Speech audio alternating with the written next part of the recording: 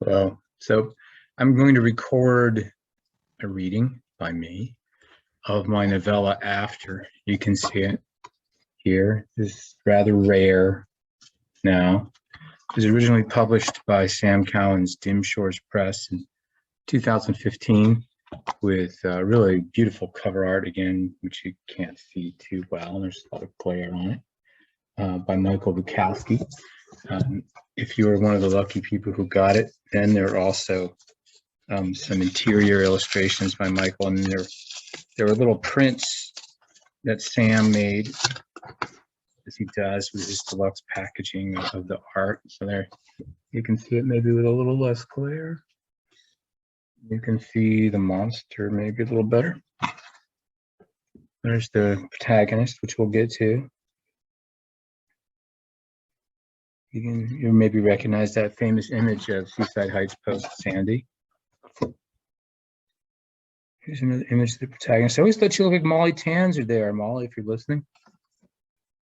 And here's another scene that you get to later. Michael really did an incredible job with these. It's really amazing. He's a great artist. I've been lucky enough to collaborate with him multiple times. We've worked on stories from the Borderland Project again. Hopefully we can get that started again. I know Michael would like to. So anyway, this is a novella. It was, I don't know, 20, 30,000 some words. It's going to take me a little while to read it all. There is a dedication to it. Here's the little credits you can see. After, by me. Illustrations by Michael Bukowski. There were only 100 copies of this first edition, and Sam ran a smaller second edition of 50 copies with a sort of purplish, or a little bit more purplish cover. This one was blue. And there's a dedication with compassion toward all those who suffered in the path of Superstorm Sandy, and contempt toward all those who sought to profit from their suffering. This is set in New Jersey, my home state. But I also, was well aware of people who suffered from Sandy in Belize and New York and elsewhere too. So I really wanted that to include all of them. And there's a little epigraph, which is the song title from Miami Steve Van Zandt, I Don't Want to Go Home. Without further ado, After by Scott Nicolay.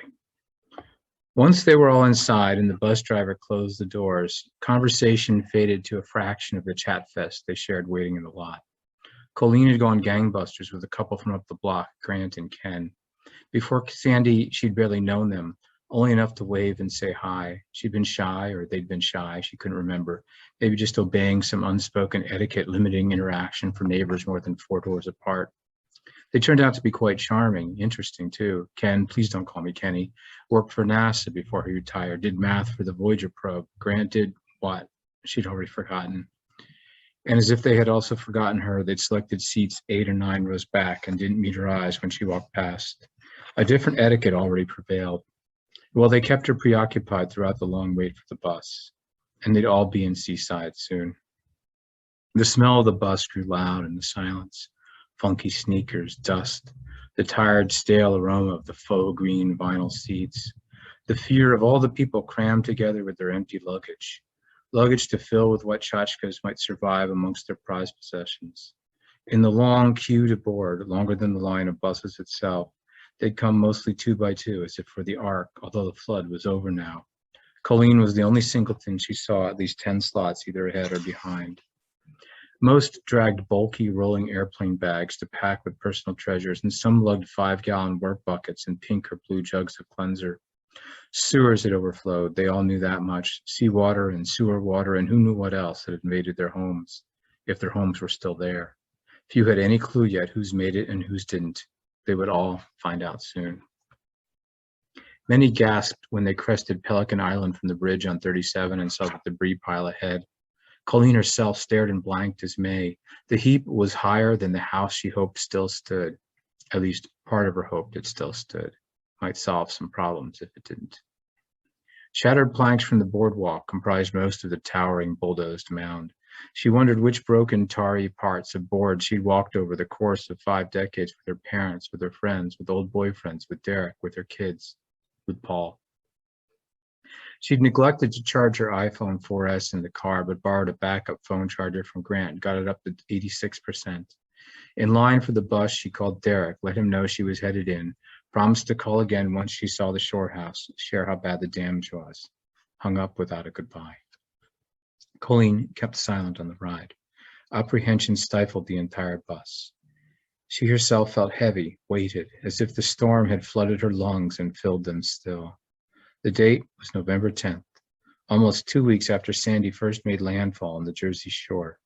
Colleen and Derek had barely gotten TV and power again at their home in Sauerland Hills, and when they did, they found the rest of the world had moved on from the storm. Yet they were still in it. Their friends and neighbors were still in it, though by now it was old news to the networks and the rest of the world. Colleen stared out the window and twisted her wedding band around her finger. It was loose enough now it turned almost freely. She had no more idea than any of her silent seatmates what she might encounter in her neighborhood, at her home. Could be some had learned from aerial photos whether their home survived, but even those few could not yet know the extent of any damage beneath their roofs. The bus departed from the Toms River Mall, a trip that took most times just 15 minutes by car. It felt like an hour. She would have been okay with 2 hours, with 3, with 4, with forever. She rode alone, far from Derek, where for a while he couldn't hurt her, couldn't hit her, couldn't loom over her. She was keyed up about the house, but no matter what the damage, she'd be alone and could feel safe there, would not have to walk on eggshells, watching always over her shoulder. Other buses arrived from other locations. Today was only the second day FEMA allowed homeowners in, selected by street. Her bus stopped at Hamilton and Boulevard. The driver cranked the lever to whoosh the door open. He hadn't said a word the whole way, so that was the first sound he made. Colleen wondered if he also had a home here, or how the storm had affected his life to leave him so solemn. Had he lost someone as well? A fire truck faced them outside, and a man standing on the back spoke slowly through a bullhorn as if addressing children or people with limited English proficiency. Go only to your own home. Do not attempt to enter anyone else's house. Do not attempt to reach the beach. The beach is not safe. All beach access points are blocked. Your bus will depart 4 o'clock on the dot. Return to the spot before that time. You must be on your bus. No one is permitted to stay in Seaside Heights overnight. Was that the mayor? She could not be sure. She never voted in those elections. Regardless, Colleen took no issue with any of his directives. All she wanted was to inspect their house, manage what damage she found, gather what valuables she could carry, secure any unsecured windows and doors, if possible.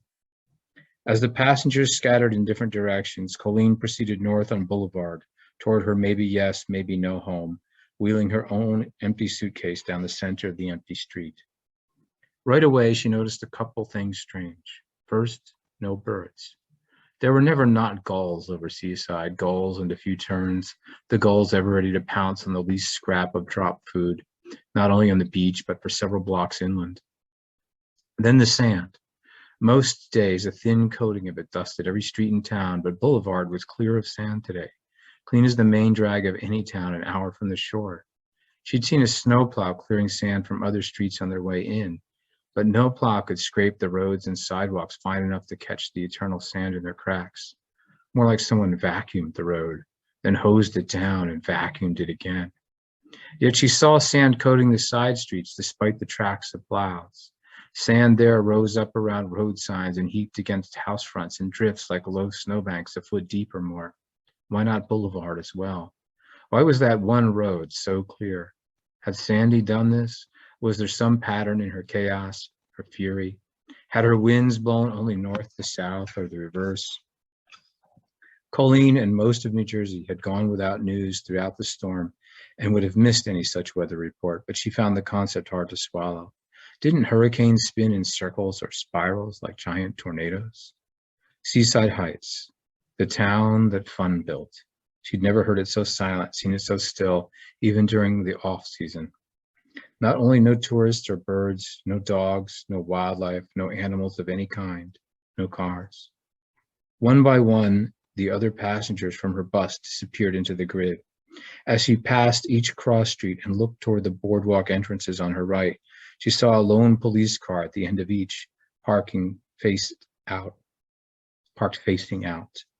No sign remained of the boardwalk itself or its entrances, just crude high berms of sand behind the cruisers, and beyond those, nothing but pale sky, which, though mostly blue and clear above, was hazy and clouded over the sea to the east, as if some remnant of the superstorm still lurked offshore, waiting only until they entered their homes to strike once more. Soon she was one of the last handful of homeowners trundling down Boulevard. The farther they traveled, the wider the space they opened up each to the next, till by the time Colleen reached Hancock, her own street, no one walked closer to her than half a block. She cut down Hancock and was alone except for the dark police car between her and the beach, the sea. Now she saw sand. A plow had passed over and left a thin layer dusting the road, while burying the curbs and the verge and the roots of parking meters in mounds like drifts of khaki snow. The wheels of Colleen's suitcase crunched and ground along in the grit. She examined the houses she passed, sand piled against the fronts of each.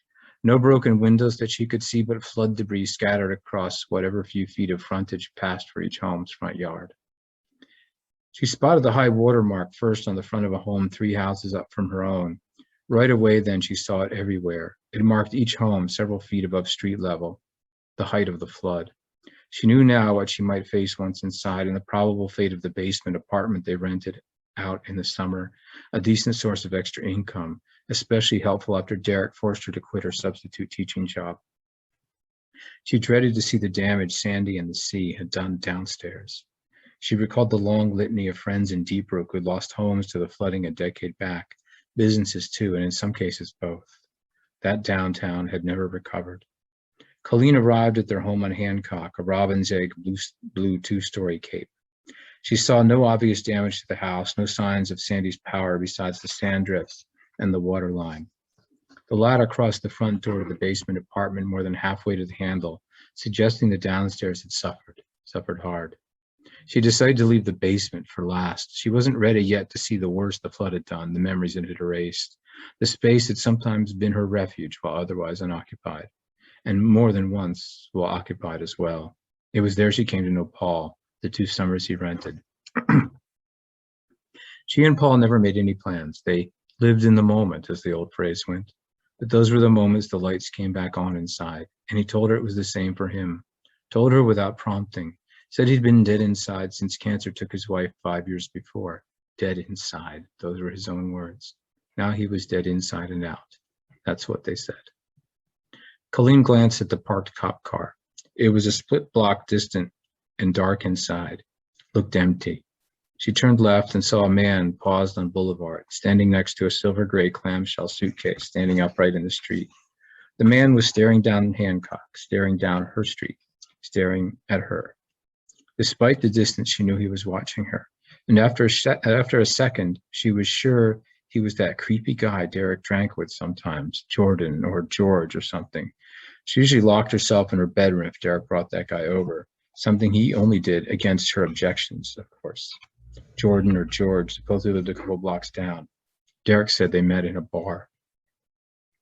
As soon as the man saw her returning his stare, he turned to face forward and towed his luggage quickly out of sight. Well, if he really was George, he already knew which house was hers. She didn't like that thought. Of all the people to see her here, to know she was alone. She stood in place till he was gone and counted to 20 before she moved again. Just past their house lay the wide gravel drive they shared with their neighbor, its width mostly free of sand after the first few feet, though strewn with debris along its entire length. House rule was use the back door if your feet were wet or sandy, and she decided to stick with that rule today. That, and she suddenly preferred the back door. Who knew what eyes might be upon her still? Colleen made her way up the shared drive, dragging her suitcase through the sand drifts closest to the street. The little wheels left zigzagging grooves beside the blurry prints of her feet. Once through the initial drifts, she saw the storm-scattered flotsam more clearly. Obvious, some of the stuff came all the way from the boardwalk. First thing she noticed was a stuffed lion from one of the prize stands, half hidden under a ragged scrap of tar paper. Then a pair of sunglasses. the bulbous figure of a plush Holstein cow. The lion and the heifer shall lie down together, she thought. Then a weather-stained white cardboard tube, the width of her wrist, still wound around the 3 friendship bracelets. Prizes from the boardwalk all, from spin the wheel, shoot the clown, pop the balloon, skee ball at Sonny's and Ricky's, or maybe Lucky Leo's. She didn't feel lucky today, and she doubted Leo did either. Carried here on wind or flood or both. For a moment she saw and heard it all again, the lights and mirrors, the barkers' pitches, the ratcheting number wheels, the clatter and clunk of skee ball games, the hydraulic rush of the big rides, the teenage squeals, and the rage of Sandy's assault in their home in Sauerland Hills, the house lit by candles and flashlights alone. How loud had the storm gotten here as it steamrolled in right off the sea? How hard did this house shake? She bent and slid the bottom bracelet off the tube, tugged it over her right hand and onto her wrist. It was a mostly green affair with a trace of gold thread twisted in. Who knew what toxic stew had buoyed it here, but it was only a slender thing, could not have soaked up too much sewage, and she decided to accept it as a gift. Maybe it was the storm's way to compensate for all it had taken away. Hardly a fair exchange, but a token at least. Debris in hefty measure had washed in around the back deck. A huge roll of tar paper, a cracked orange plastic trash can, one side of the railings up the neighbor's back stair, and the worst surprise awaited her here, a sign things might have run amiss beyond even any flooding. The back door of the basement door hung open, swung into the dark interior of the space. They always had trouble getting that door to lock right. No matter how many times she reminded the tenants they left it unlocked. Even Paul. But who closed it last and should have latched it? She or Derek? Had the flood alone forced it open, or was it the victim of some battering ram from the log jam of wreckage? What if someone already got inside? She kept a .22 pistol under her bed in the Sauerland Hills house. Twice she'd even had to pull it on Derek when he was drunk and threatening. She'd left that behind, alas. Here her best bet would be a hammer or knife. Knives were in the kitchen drawers, of course, and they kept the tools in a closet off the sunroom. But who might be between her and the front of the house? Colleen calculated how long it might take her to reach a weapon if someone were already inside. Which floor? Stalker or squatter? Would the intruder show aggression or simply hide? She wished the basement no longer communicated with the main floor. A stairway still connected them. Derek had promised for several years to wall off the basement end of the stairs and remodel the passage into closet space, but all he'd done was put deadbolts on the outside of the upstairs door and the interior of the door downstairs. If an interloper really was inside, she'd have a temporary measure of safety if he remained downstairs. Worst case scenario was the person reclined even now in her bed upstairs, knife or hammer or some other weapon of his own already at hand. Colleen considered walking the 2 extra blocks to the squad car, requesting a police escort before she entered her home. But the car had looked empty. How far might she have to tramp till she found any actual cops, and would they even help her? She doubted it. They'd laugh off her concern as female hysteria, excitability, nerves, tell her they had other, more important priorities. Normally noisy seaside was so quiet now, Colleen felt she needed to muffle her steps in some way as she clumped up the dark back deck stairs, her suitcase thumping along behind her. The town had that creepy vibe of all deserted places, the way you never really felt entirely alone, whether you could see anyone else or not. Another surprise as she paused at the threshold, this one more positive. Her cell phone showed 4 bars.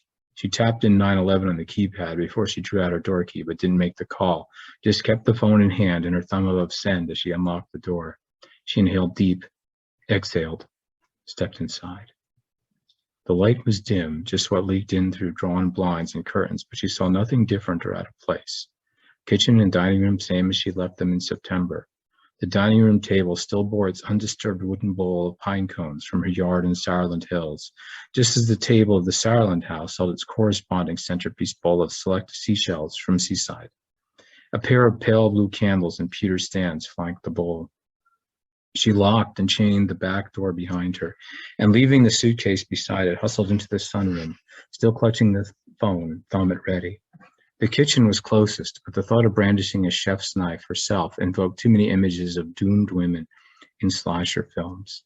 A hammer was her weapon of choice if she didn't have a gun. She was good with a hammer, and so was her aim.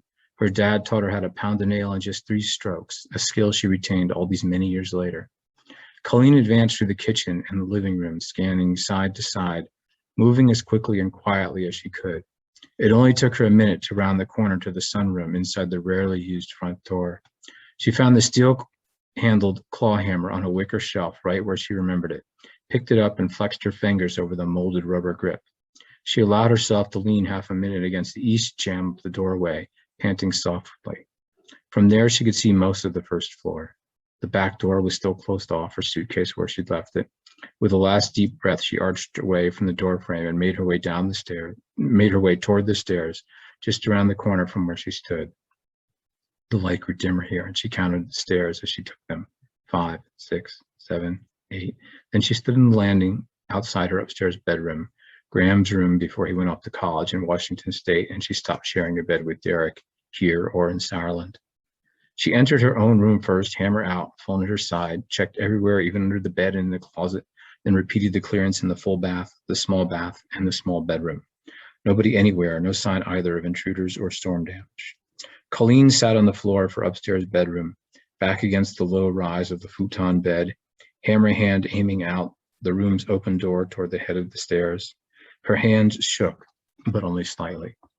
After several minutes passed and no one rushed up the stairs, she pushed herself to her feet and descended to the main floor.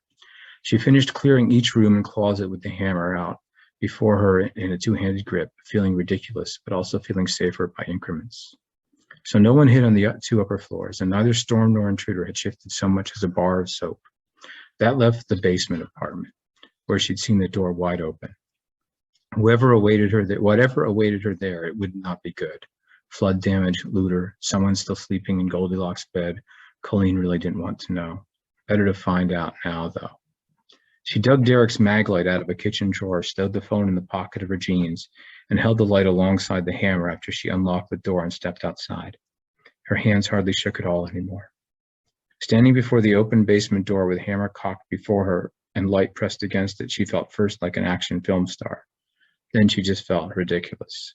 She was a housewife inspecting flood damage, not Samuel L. Jackson or Angelina Jolie. The damage was going to be bad no matter what, but she couldn't pound the shit out of the storm in retaliation. Sandy had packed up and left, already died of natural causes somewhere far inland, fizzled out eventually over the Midwest.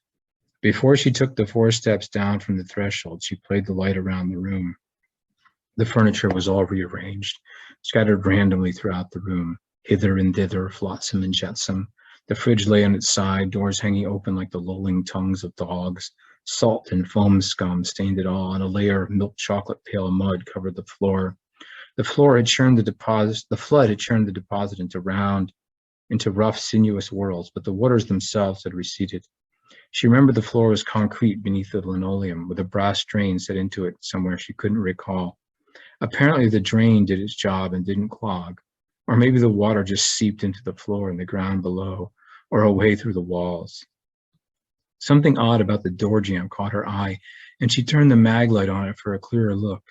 A sort of scurf or crust stuck to the edge of the doorway, almost colorless but shimmering a faint silver blue beneath the mag light beam, extending from near the threshold almost to the level of the latch, maybe 1/8 of an inch at its thickest. She ran her left index finger up a bit of it, and it crumbled at her touch. The remainder sticking to her fingertip might have been tiny scales or hairs. It felt powdery at first, and then her fingertip began to tingle faintly. She rubbed her hand against her jeans to get the stuff off, struck suddenly by the recognition it might be the residue of some toxic waste borne in on the flood. She spotted similar deposits now in the inner door jamb and the edge of the door itself. As if flood damage wasn't bad enough. What toxins had the overswollen ocean poured into her home? Once this house seemed the achievement of a dream. Not yet 30, and she owned 2 houses, one at the shore. 2 mortgages, true, but she had a set of keys to each house, and that was all that mattered. A summer house at Seaside, the Jersey version of the American dream. No ocean view, but less than 2 blocks to the boardwalk and the beach. The massive disparity between her dreams and the truth slammed down on her all at once. She felt something fracture inside, paused and shut her eyes, slipped into stillness as her protective armor tumbled down within her, toppling into the woman-shaped void she left where she stood. All her protections, her pretenses, the appearances she struggled to maintain. 2 decades back, she and Derek had been young, married, optimistic. They owned a prosperous neighborhood liquor store, a wedding gift from Derek's parents, who'd built the business up for decades and were ready to retire. With the twins still in preschool and the world their oyster, they'd felt confident purchasing the Shore House, a dream they each held since elementary school, a dream most every suburban New Jersey kid had at some point, walking down the beach, hearing the rumors about which celebrity owned which beachfront luxury home, arguing especially about which was Springsteen's, thinking how cool it would be to own property there, too. Only there weren't enough shore homes to go around. She and Derek got one, though. Not beachfront, not next door to the boss, but pretty decent nonetheless. True, Derek drank, but most everyone she knew back then drank. Could she have foreseen how much worse he'd get? The violent rages, the abuse, or the way the neighborhood would change around their store, the big box retail outfits opening nearby in 3 directions, the years of counting quarters, the times she had to pull the 22 on Derek, and all the other times she slept with it under her pillow. Mostly she kept locked doors between them at night and sometimes even by day when he started in early on the booze, her gut gone acid even though she covered her ears not to hear the threats and curses he thumped out on the door in the Morse code of drunks. Their dreams had died long before Sandy, but till now they'd hung on, held together, first for the twins and afterward on inertia. Now the commitment of real estate replaced earlier bonds. Empty as all 3 structures were most of the time, 2 homes and the store offered obligations that kept them going even with the boys off to college on opposite coasts. Enter Sandy. This might be the end, the final straw. Flood damage their insurance wouldn't cover, most of all if coupled with some kind of toxic waste contamination, the loss of the extra rent. They were barely making both mortgages, and sale of either property was unlikely given the current housing market and damage she was examining now. That first night in the Shore House is where it all went south way back when. Celebrating together with a $5 bottle of Sutter Homes Zinfandel, Derek had moved on to bourbon and left her in the dust. When she suggested he apply the brakes, as he stood to pour another 2 fingers from the bottle on the counter, he snapped, called her a whiny bitch, then a whiny fucking bitch. Colleen rose furious from her seat, had just begun to call him out when he smacked her shoulders with both hands, palms flat, shoving her back into her seat, hard enough she would have toppled if the chair hadn't struck the lower tier of cabinets. He'd gotten ugly before when he drank, but never this ugly. Then Derek backhanded her casually across the face, the first time he ever struck her, not the last. She ducked to the side in advance of his second swing, and he overcompensated and lost his balance. Fell heavily to the carpet, cursed anew in Polish. Ti pizdo. She found out later what that meant, was not surprised. Colleen, already up and moving, ran for the room of the sleeping twins before he could get back on his feet, locked the door behind her. She expected Derek's curses and pounding assault on the door any second, as soon as he rose, but they never came. Concern for the twins, most like. She clung, panting in confusion, to the side rail of Alexander's crib, tears dripping in silent rhythm onto the child's coverlets. Blood from her nose was staining the boy's blanket as well, but she didn't realize that in the dark. There was no adult bed in the room back then, so she shoved together the 2 child-sized comfy chairs and slept spanning them best as she could in a compressed fetal curl. Neither she nor Derek mentioned his assault the next morning. First, she slept in late as she could manage, then played with the boys until they grew bored with their own room and the few toys it held, beginning to mutiny at their unjustified confinement. In the kitchen, she found Derek struggling to prepare an unburnt breakfast of bacon and eggs, toast on the side. Observing their father at the stove confused the twins, but given how rarely he made any effort in the kitchen or with cleaning or any other housework for that matter, it was no surprise he drew attention. She had some idea what he was up to here.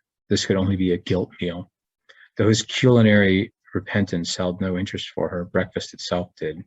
She hoped he correctly estimated enough for them all. When sit-down to table time came, the bacon was plentiful but pale and flabby in random spots, still half raw. The gray and rubbery overcooked eggs lacked salt and pepper or any other seasoning, and Derek had made the toast too soon, which left it leathery and cold. Yet it was all essentially edible, and the boys paid no mind to the meal's shortcomings, gulping down barely chewed mouthfuls like pythons with distended jaws. Technically, their breakfast was probably no less nutritious than if she made it, though not half as appetizing, and she decided to keep her mouth zipped about its quality.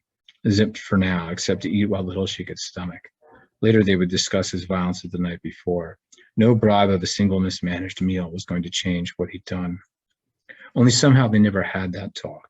Meals, cleaning, the boys, the beach, exhaustion. Tomorrow, she told herself, but tomorrow came and went as well. Then Sunday night and back to Sourland. where other routines reasserted themselves. She chalked up his transgression to drink and the stress of the second mortgage, convinced herself it was a one-time thing. It was not. 3 years later, he began abusing her again, sometimes at the shore house, sometimes at Silent, sometimes even sober, at least as far as she knew. Eventually, in front of the twins. Intervals between incidents ranged from weeks to years, his triggers rarely clear. Each time she thought she'd learned just what not to do or say, he exploded again over something else. She began her own quiet metamorphosis, speaking less, moving slower, keeping to corners, wearing drab clothes. He only hit her twice after that first incident down the shore, yet the threat was always there. His pattern of abuse shifted instead to the verbal front, the psychological and emotional, cursing her out in both English and Polish, especially when no one else was around. A troubled coworker translated what Colleen could remember later of the Polish, grimacing at the phrases Derek used, shaking her head and prefacing each translation with, "No man should say these things" to his wife. Colleen learned not to trust his occasional morning kindness, serving her coffee or tea, sometimes toast with jam. Such gestures were already the downstroke of a pendulum that always bottomed out by afternoon and made a minefield of the day later. She also knew never to shut the TV off with Derek in the room, even when he seemed to be passed out on the couch. So simple a flick of that switch always brought him right to his feet, swearing angrily, sometimes threatening her life. Such an incident was one of only 2 times she ran to her room and grabbed the gun down from her closet's top shelf, pointed it at Derek as he entered the doorway in pursuit. As the boys grew older and taller, he toned it down some. By the time they grew taller than him, he cut it out altogether, except for a certain sort of targeted glare. Now that the boys were gone, however, she felt this rage and violence percolating close to the surface again and sensed the warning signs, kept herself prepared to cut and run, knew always the distance to the nearest door and the 22, and which was closer at any given moment. She thought the eruption was going to come this morning when she asked him to let her take the bus to Seaside alone, suggested he put in a full day at the liquor store instead, take an interest in the receipts. He glared, but that was all. So it was that her visit to the shore house offered a sort of relief, despite apprehension over the confrontation she anticipated when she returned home, or the damage she expected to encounter here. But though the basement looked almost a total loss, the rest of the house seemed more or less as they'd left it. Their worst fears had not come to pass. No torn roof, no broken windows, no water damage on the upper floors, no evidence of looters. Really, they were getting off easy. A blessing.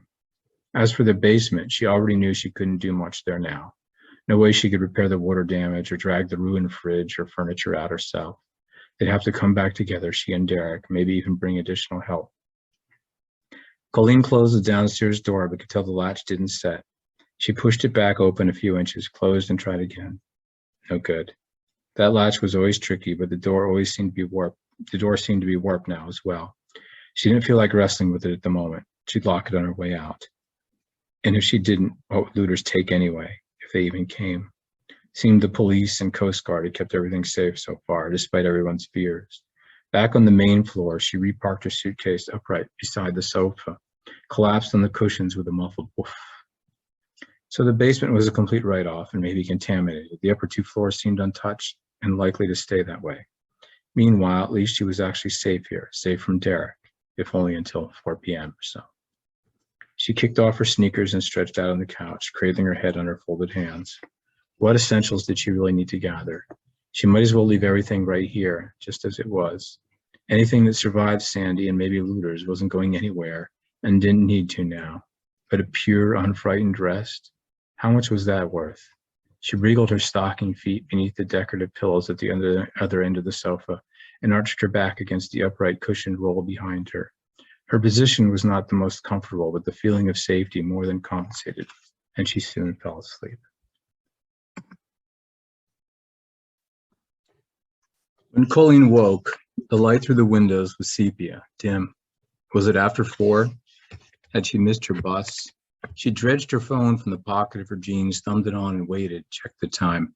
3:26. Wow. She still had time, but she'd have to hoof it. Slipping on her sneakers, she left the suitcase behind, rushed out the back door, locked it, remembered the unlocked basement, but what the hey. Let looters make off with the sodden, contaminated junk down there. They'd be doing her a favor if they did. She jogged alone up Sandy Hancock to Sterile Boulevard, hurried toward her bus stop. The bus was not back yet, but the passengers sat in a row along the curb.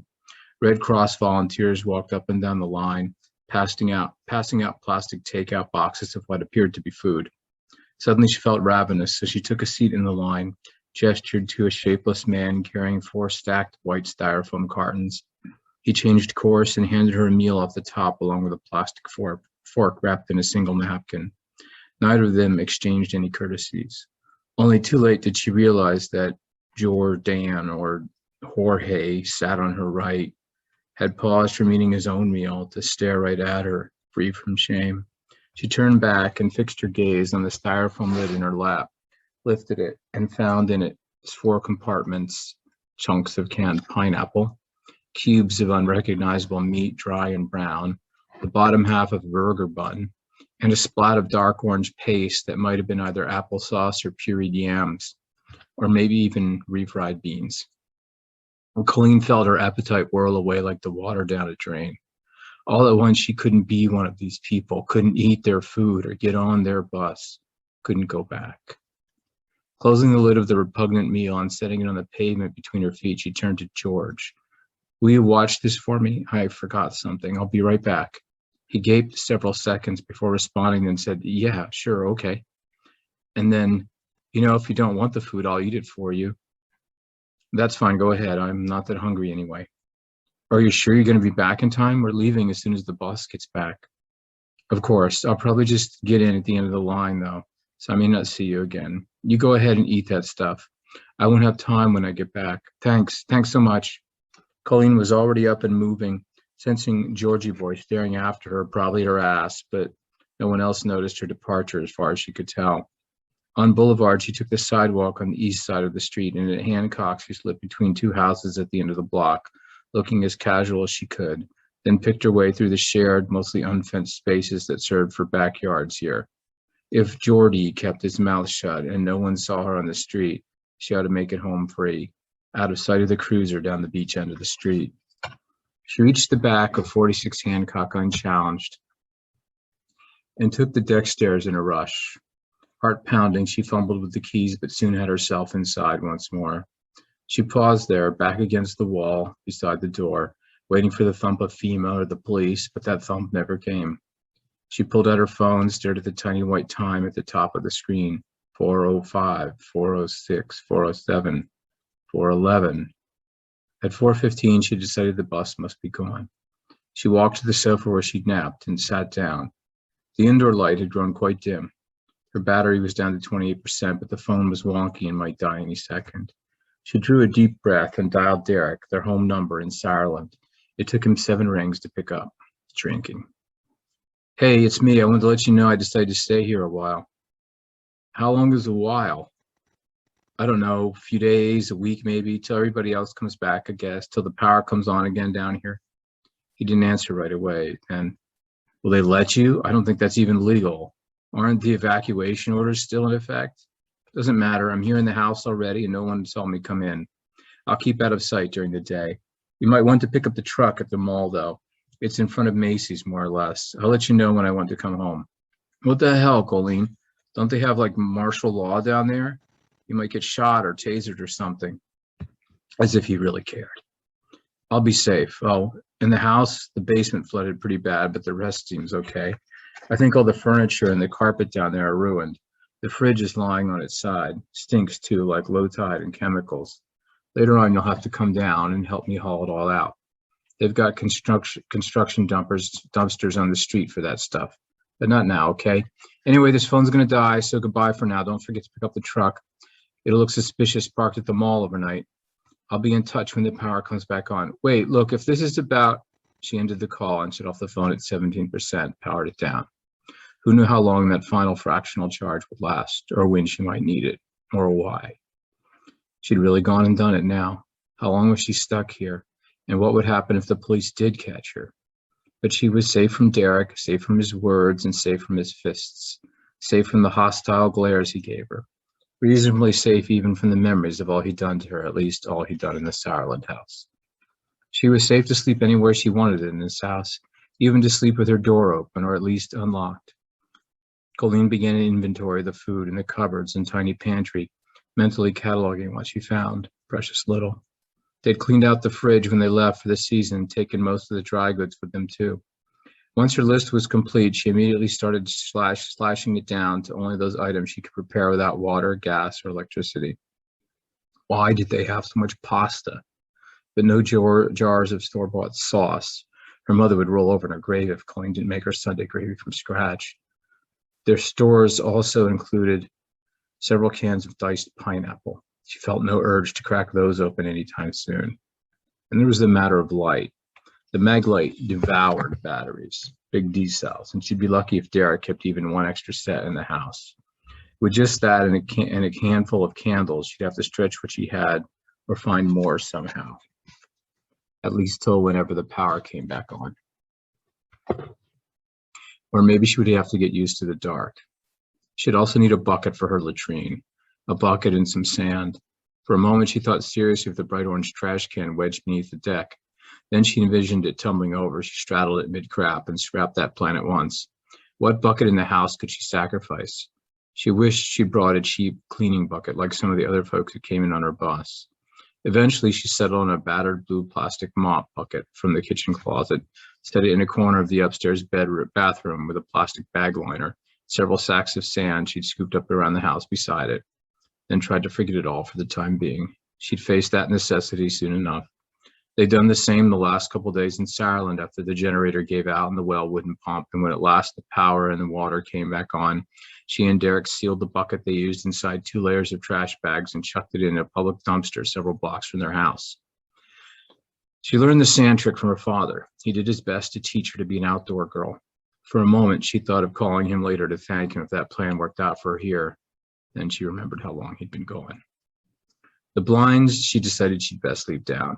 They'd likely block the light of the Maglite beam from outside view well enough, but open windows would not. In the daytime, enough light would filter through, she could move around. So this was her home for the next how long? She would need to get used to moving around in the dark, navigating like a blind woman with neither dog nor cane. She figured she could at least go out at night if she took care. She'd have to keep inside and quiet throughout the day. What the hell had she gone and done? It was really sinking in now. Panic sent up a shudder, but she still steadied herself, reminded herself why. This was going to be a kind of vacation, almost. A vacation from the volatile arena of her daily life. She groped about the cabinets while a tenuous remnant of daylight remained, relocated a lone can of Chef Boyardee ravioli, something Derek must have bought for himself because she sure as shit wouldn't feed that stuff to her kids. Probably it was 6 or 7 years old or more, but it was canned, right? Intended to survive a nuclear holocaust anywhere but ground zero. She found the can open and a fork, sat down at the table, and ate the cold ravioli right from the can. They tasted better than she expected, evoking school lunches of her childhood, though she always ate them hot on a tray back then. Could be hunger, and her glimpse of the free Red Cross meal made her more welcoming of the venerable chef's wares.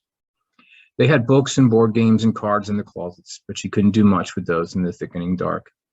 She recalled the moon as a dirty toenail sliver the night before, so there'd be little help on that front for a while.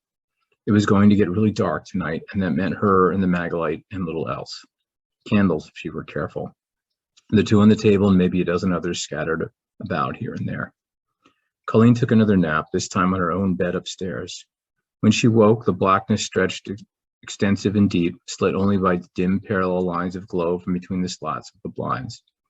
She groped for the Maglite on the floor where she'd left it, but didn't turn it on right away. Precious batteries. She was going to need more batteries soon. They might run out before her food did. With nowhere to buy them, on the ride in, she'd seen the only supermarket boarded up. She would have to become a looter herself. Must be some of her neighbors had batteries, more canned goods, another flashlight, or at least some more candles, and bottled water. She stripped the pillowcase off the pillow she'd been using, looped it double between belt and waistband of her jeans. Downstairs, she retrieved the hammer where she'd left it on the table. Shoved the handle into her pocket as far as it would go. The result was awkward, the head and over half the handle still protruding. Removing it, she worked it through her belt till the head pressed against her hip. Utility belt. She could be Batman now, or Batgirl, and the night was hers to roam. She waited a while yet, wanting the darkness to harden and any police to go home. Once she was certain it was close to 8, she stepped out through the back door, which she was careful to lock behind her. No need to let looters into her own home while she herself was out looting someone else's.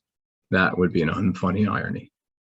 She wished she had the .22, but really, what would she do with it in this wasteland? And what would that make it armed? And would that make it armed robbery if she got caught with a gun on her? She'd seen that movie Old Boy. A hammer was good enough for him. It would have to be good enough for her. Her eyes were well adapted to the dark by this point, so she had little trouble traveling down the deck stairs without turning on the mag light. Once at ground level, she decided to cut between houses, come out on Fremont, the next avenue to the north. Her borrowings would be discovered eventually, so she would be wise to target houses at least a couple blocks from her own, muddy her trail as much as she could. On the south side of Fremont, she looked side to side, recognized the home to her right as the Van Nests, an older couple who had Derek and her over for pinochle more than once. And on the left was the Maxeys, with whose youngest daughter, Alexander, had a summer fling not so far back. She looked toward the shore and saw no more cruiser parked before the street's berm either, decided to chance a crossing. From there, she made her way again between homes to Kearny, the avenue behind Fremont. She couldn't remember anyone on this street, so no one who lived there was likely to know her either. Kearny, presumably named after the town in North Jersey, since the next street was Carteret. Most seaside residents pronounced it Kearney, Keir like ear, but they were seasonal and came from all over the state, some from New York and PA. Colleen knew in the actual town they pronounced it Kearney. Her 1 year at Old Queens, a girl across the hall on her dorm floor, came from there. Colleen took a shot at saying something nice about a town she'd never visited just to make conversation, but the girl scoffed in response. You want to know how bad Kearney is? Guidos from other towns come to hang around in Kearney. Well, plenty of Guidos came to hang around in Seaside, too. Some even made it on that stupid MTV show, Jersey Shore. Fact was, they shot that show right around the corner from where she stood. One night, several friends had called to tell her she and the boys had appeared in the scene. Apparently, a somewhat drunken Snooky had staggered by them as they walked toward the beach, the boys escorting her away from Derek, who was also getting drunk and ugly. They hadn't even spotted the camera crew. The incident afterward became a joke between them, but thereafter they also kept an eye out for MTV cameras. Well, not tonight, small blessings. Colleen decided to target homes close to the Jersey Shore house, thinking any break-ins thereabouts would be attributed to the show's low denominator appeal. Let that TV train wreck at least be good for something. Police would likely think the looters were seeking souvenirs from the show house and got their addresses mixed up in the dark. A pair of motels dominated a chunk of the southeast section of Kearny, but a bungalow between them had a fenced backyard, no doubt to keep out the motel's guests. Holding the mag light inside 2 layers of the pillowcase and beamed to the ground, she made her way down the debris-littered drive on the little home's west side, came around the back, and hustled up its low deck. She discovered a door there with 6 glass panels set above the knob. Oh, thank her lucky stars. She fumbled at the knob, hand jittery with adrenaline. Right, left, locked. Unlikely it was unlocked, but foolish not to try first. She shut off the light, drew it out from the pillowcase, and slipped the hammer inside in its place. Firm grip around the handle, she thrusted it against the lower left panel with what she hoped was just enough strength. Had to pull back in time so as not to shove her hand through the jagged glass remaining in the rectangular frame. The shattering glass made less noise than expected, some small relief. She used the head of the shrouded hammer to snap loose any shards of glass still protruding, and then reached inside and worked the latch. Then she was in. She swapped light for hammer again, looked around. This house was not so different from her own, though smaller, a bit more constricted. She'd come in through the kitchen, so began to rifle the cabinets. A couple pointless cupboards of dishes, pots, and pans, then she hit pay dirt. A half-dozen cans of sockeye salmon and just as many flat tins of sardines in oil. 5 more of green beans, 3 of creamed corn. Another 4 of Campbell's chicken and stars, her childhood favorite. All better than anything she had at 46 Hancock. She stuffed the cans one by one in the pillowcase, the trembling of her hands much diminished, then set the sack down and drew out the light, cupping it with her hand so her fingers more or less covered the lens. She began her search for spare batteries in drawers and closets. On batteries and candles, she struck out. Her sack had gotten hefty, too awkward anymore to hold with the light inside. A sea green linen napkin and a rubber band from an odds and ends drawer did the trick instead. She had enough food already for what, a week? A while at least. Her first B&E had paid off, bought her more time, justified the risk.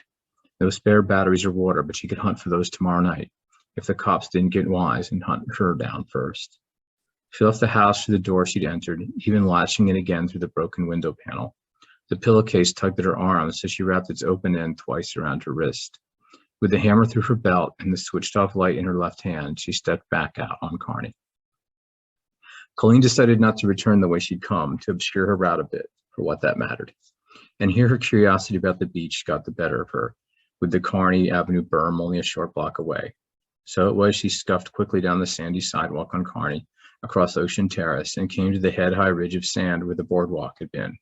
The long mound was dense and damp, packed by a bulldozer, it appeared, and it sloped enough on her side she felt she could manage to slide and climb over it. First, she slipped the hammer and the darkened lamp into the bag with the cans, then swung that sack onto the top of the wet, compressed ridge. It rose just above her head, but not beyond reach. Hands-free, she dug in, kicking footholds and clawing with her hands. Yet every attempted hold slid down half or more its height before catching, and she felt first like one of those guys from Greek myth, Sisyphus or Tantalus or such, her labors leading her nowhere except back to her start. After a solid minute of failure, her feet finally found purchase. The sand was wet enough to hold together some, which helped, and digging in with her elbows in support of slipping hands offered more traction. Soon she had herself sprawled across the damp bulldozed sand dike, the wet of the sand soaking into her clothes. She felt it against her knees, her hips, her belly, her breasts. She should have zipped up her coat before beginning her climb.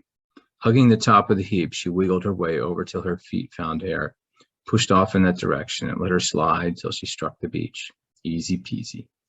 She set the pillowcase sack on the sand and drew out the light, brushed herself off best she could. Ahead to the right, the starlight revealed the dim silhouette of Casino Pier. So strange to see it all dark. Out there were lights of every color, usually lit the rides deep into the night. She thought of those rides she'd known since childhood, her favorite, the Himalaya, with its full-time DJ and his infamous catchphrase, "The louder you scream, the faster we go." Silent now, every ride dark and quiet. The pier seemed too short somehow, though perhaps that was only her angle. She wondered which attractions survived the storm intact, especially those farthest out. Considered a moment walking the full length of the pier to see. But if there were guards anywhere, they'd be on the pier. Not likely to be safe out there either, guards or no guards. Getting caught with her haul would compound her problems. The best thing would be to head home with her contraband quick without any fooling around. No time for serious sightseeing in the dark. No point either. She walked out just as far as the edge of the surf, let it lap at her sneakers till her toes felt wet cold. Though the rhythm of the waves even now seemed somehow off, a flood of memories washed over her still at the sound. Standing in the shin-deep surf, holding hands with her dad, learning how to travel down the beach without a single step, trusting solely in the slow, repetitive power of the tide. Or that April night, they'd all come down from Old Queen so buzzed she'd lost her shorts to the tide after leaving them too close to the edge. Telling those stories to Paul as they walked along the night beach just this past July, hand in hand, her shorts soon to come off again. As a girl, she stared out from these shores, certain she saw the edge of England waver ever so faintly at the uncertain juncture of sea and sky. Staring out now along the edge of the pier, she spotted the skeletal steel Béziers of the roller coaster barely silhouetted against the bruised-hued sky. Only the coaster no longer rode the end of the pier. It appeared instead to rise directly from the inky sea, its iconic form distorted, bent, no longer true. Another piece of her past stolen by the storm, and you can see picture of that scene by the great Michael Bukowski, which I showed you in color earlier.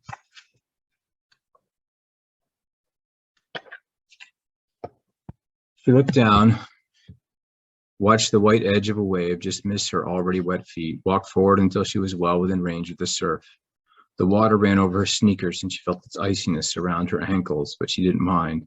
It made her feel close to fully alive a moment in a way she hadn't since she'd last seen Paul back in September. But Paul was dead, they'd said, crushed under a tree during the attempted rescue of a husband and wife pinned in their car by a previous tree fall. They survived. Sandy, oh Sandy, why, oh why? Like 9/11, she'd been hell on first responders and hell on those who loved them. Colleen tramped along the high water mark, came up even with Hancock before she knew it, the negative space of the street showing in shadow. From the surf, she turned to face the berm and almost backed farther into the sea. A group of men milled about, atop the heaped up sand. No, not men. The vertical elements were too thin, displayed no arms. A fence, then? The kind you saw sagging between beach and dunes at Ocean City or Sandy Hook, tough red-stained slats rolled out in a wire mesh, not good for much except the message to keep out and being awkward to climb over. When had anyone put that up? She was sure it wasn't there when she first walked down Hancock that morning, and the berm at Kearney had been clear as well. She'd have to backtrack now, but how far? Was the motion she saw a sign some crew was putting it up right now? How long then before FEMA or whoever fenced the other street ends, and in which direction were they working? She didn't want to get trapped out here on the beach, wet and sandy and without dry clothes. But as the fence rippled and she watched, she realized it wasn't either a fence, nor was it anything she recognized in form. Neither men or fence slats, but rows of bowed staves or spears or spines, all shifting and bristling in suspect motion. Was this some security device installed for the night, like the clusters of wires on buildings meant to keep off pigeons? Only here they meant to keep out the likes of her, and she on the wrong side. Were they putting them up on every street? Would she get trapped and have to spend the night on the beach? Colleen held her breath and watched, slowly hunkered down close to the waves, which soaked her sneakers fully now and splashed up her calves, splattering even her hunkered butt and thighs. She held the cold, lumpy pillowcase across her lap. The lower angle improved her view of the rippling rows enough. She could see how the spikes all seemed to rise off something like a dark corrugated pipe or tube several feet thick that ascended the berm on its south side and ran along its upper ridge. Was this the latest innovation in emergency security fence, some humongous hose that needed only to be rolled out and inflated? But then the whole assemblage of spikes and tubes rippled and rose a foot at least above the berm, and she saw beneath in silhouette were those legs, dozens of thick, stumpy legs. At this point, she could no longer deny she was watching the movements of a living thing. As a long-time, if part-time resident of the shore, one whose sons at some time or other had dragged home the rotting corpse of most everything that lived in the ocean or died on shore, blabbered about things they knew only from TV or books, she ran through her mental inventory of possible legitimate identities of the creature on the berm. Oarfish was the only choice she lingered on, the only thing long enough. But Colleen knew this was no way an oarfish. Oarfish didn't have spikes near that high and didn't have legs at all, and though no expert, she was certain they couldn't live long out of water. The thing began to advance across the berm, and Colleen felt a cold fear seep in from her limbs. It had to be fully 30 feet in length, maybe more. Jointless, squat, and thick, the maybe legs still appeared to support the horizontal central trunk. It was all one creature. It was nothing she knew, and she felt right then it was nothing known. She almost swore aloud, but bit back her fuck and bit it back a second time as the thing backlit in the light from a vehicle turning far up the street. A state police car, most like. A second only or less, but in that flash, she saw the lumpy globe at its north end, the two curling tusks that hung beneath it, and she saw the same silver blue sheen she'd seen off the crust of her downstairs door. She did swear aloud when she recognized that. The thing moved then, dropping down from the berm. It moved in her direction. She rose and ran, splashing through the fizzling waves to solid sand, looking back and flat out sprinting. She couldn't be sure, but the shadows suggested it had turned to head her way. She was sure it hurt her, was just as certain it did not want to be her pet. The sack thumped her thighs, so she hefted it and held it against her chest, causing her upper half to shimmy slightly side to side while she ran, but not upsetting her balance. Looking back, she could see the creature coming toward her on the beach, but it was not gaining ground. Soon she reached the unencumbered Kearney berm and struggled over it half the time she needed to cross before. Experience and the knowledge that something so big pursued her had made her almost helium light. On the street, she considered a moment hunting for a cop, but unless she knew where they were, that would be a crapshoot, and she didn't know. Would a cop even believe her? Could a cop even protect her from whatever the hell that thing was? And what would the cops do if they caught her out here after hours? Send her back, if not something worse. She imagined a patrol officer interrogating her, instructing her to calm herself while the thing from the berm came closer, rose above them. Like a scene from some horror film, it would attack the hapless cop first, giving her just enough time to run. Maybe at the end of the movie, she could find the cop's keys and escape in his abandoned patrol car. But this wasn't a movie. She decided to follow her own route back, so she ran toward the house she'd barely just burgled. Cutting off Kearney, she glanced back and saw the dark shape of the crawling thing rising over the berm. Pale starlight silhouetted its front against the sky, spiral tusks uncoiling and coiling. Not tusks then, appendages of some kind. If the round part was the head, they might be fangs. If the hell kind of thing was it? Whatever it was following her, so she could not deny that. And though she had a lead, it was also making decent time. Fuck, oh fuck. She scuttled along the fence line at the site of her most recent crime, considered a moment hiding out in that very house, but the thing was likely close behind. She had to do more to give it the slip, nor should she be caught inside the same house she robbed. What if it trapped her there all night and the rightful owner showed up on the morning's bus? With the fence passed, she walked through dark backward yards, avoiding debris she barely saw, hoping not to step on an upright nail, slipped between the homes of folks she didn't know and likely never would, came out on Fremont's sandy walk, jigged to avoid a parking meter she almost slammed. There she glanced side to side, no cruiser, no foot patrol, not that she could see, then shot across the street without further thought.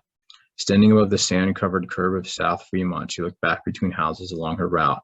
Nothing moved in the shadows, but could she see it if it did? Then starlight flickered a second over something silver blue, over black and writhing, and Colleen turned and ran through the dark. Not 6 feet on, she tripped over some scattered hunk of wreckage she could not see. She found the ground hard, her shins smacking the unseen obstacle and throwing her torso forward. The pillowcase full of cans broke her fall only so far, her forearms grinding the shallow sand, cans and hammer pressed against her chest, one can edge jamming into her left breast hard enough she knew it would bruise.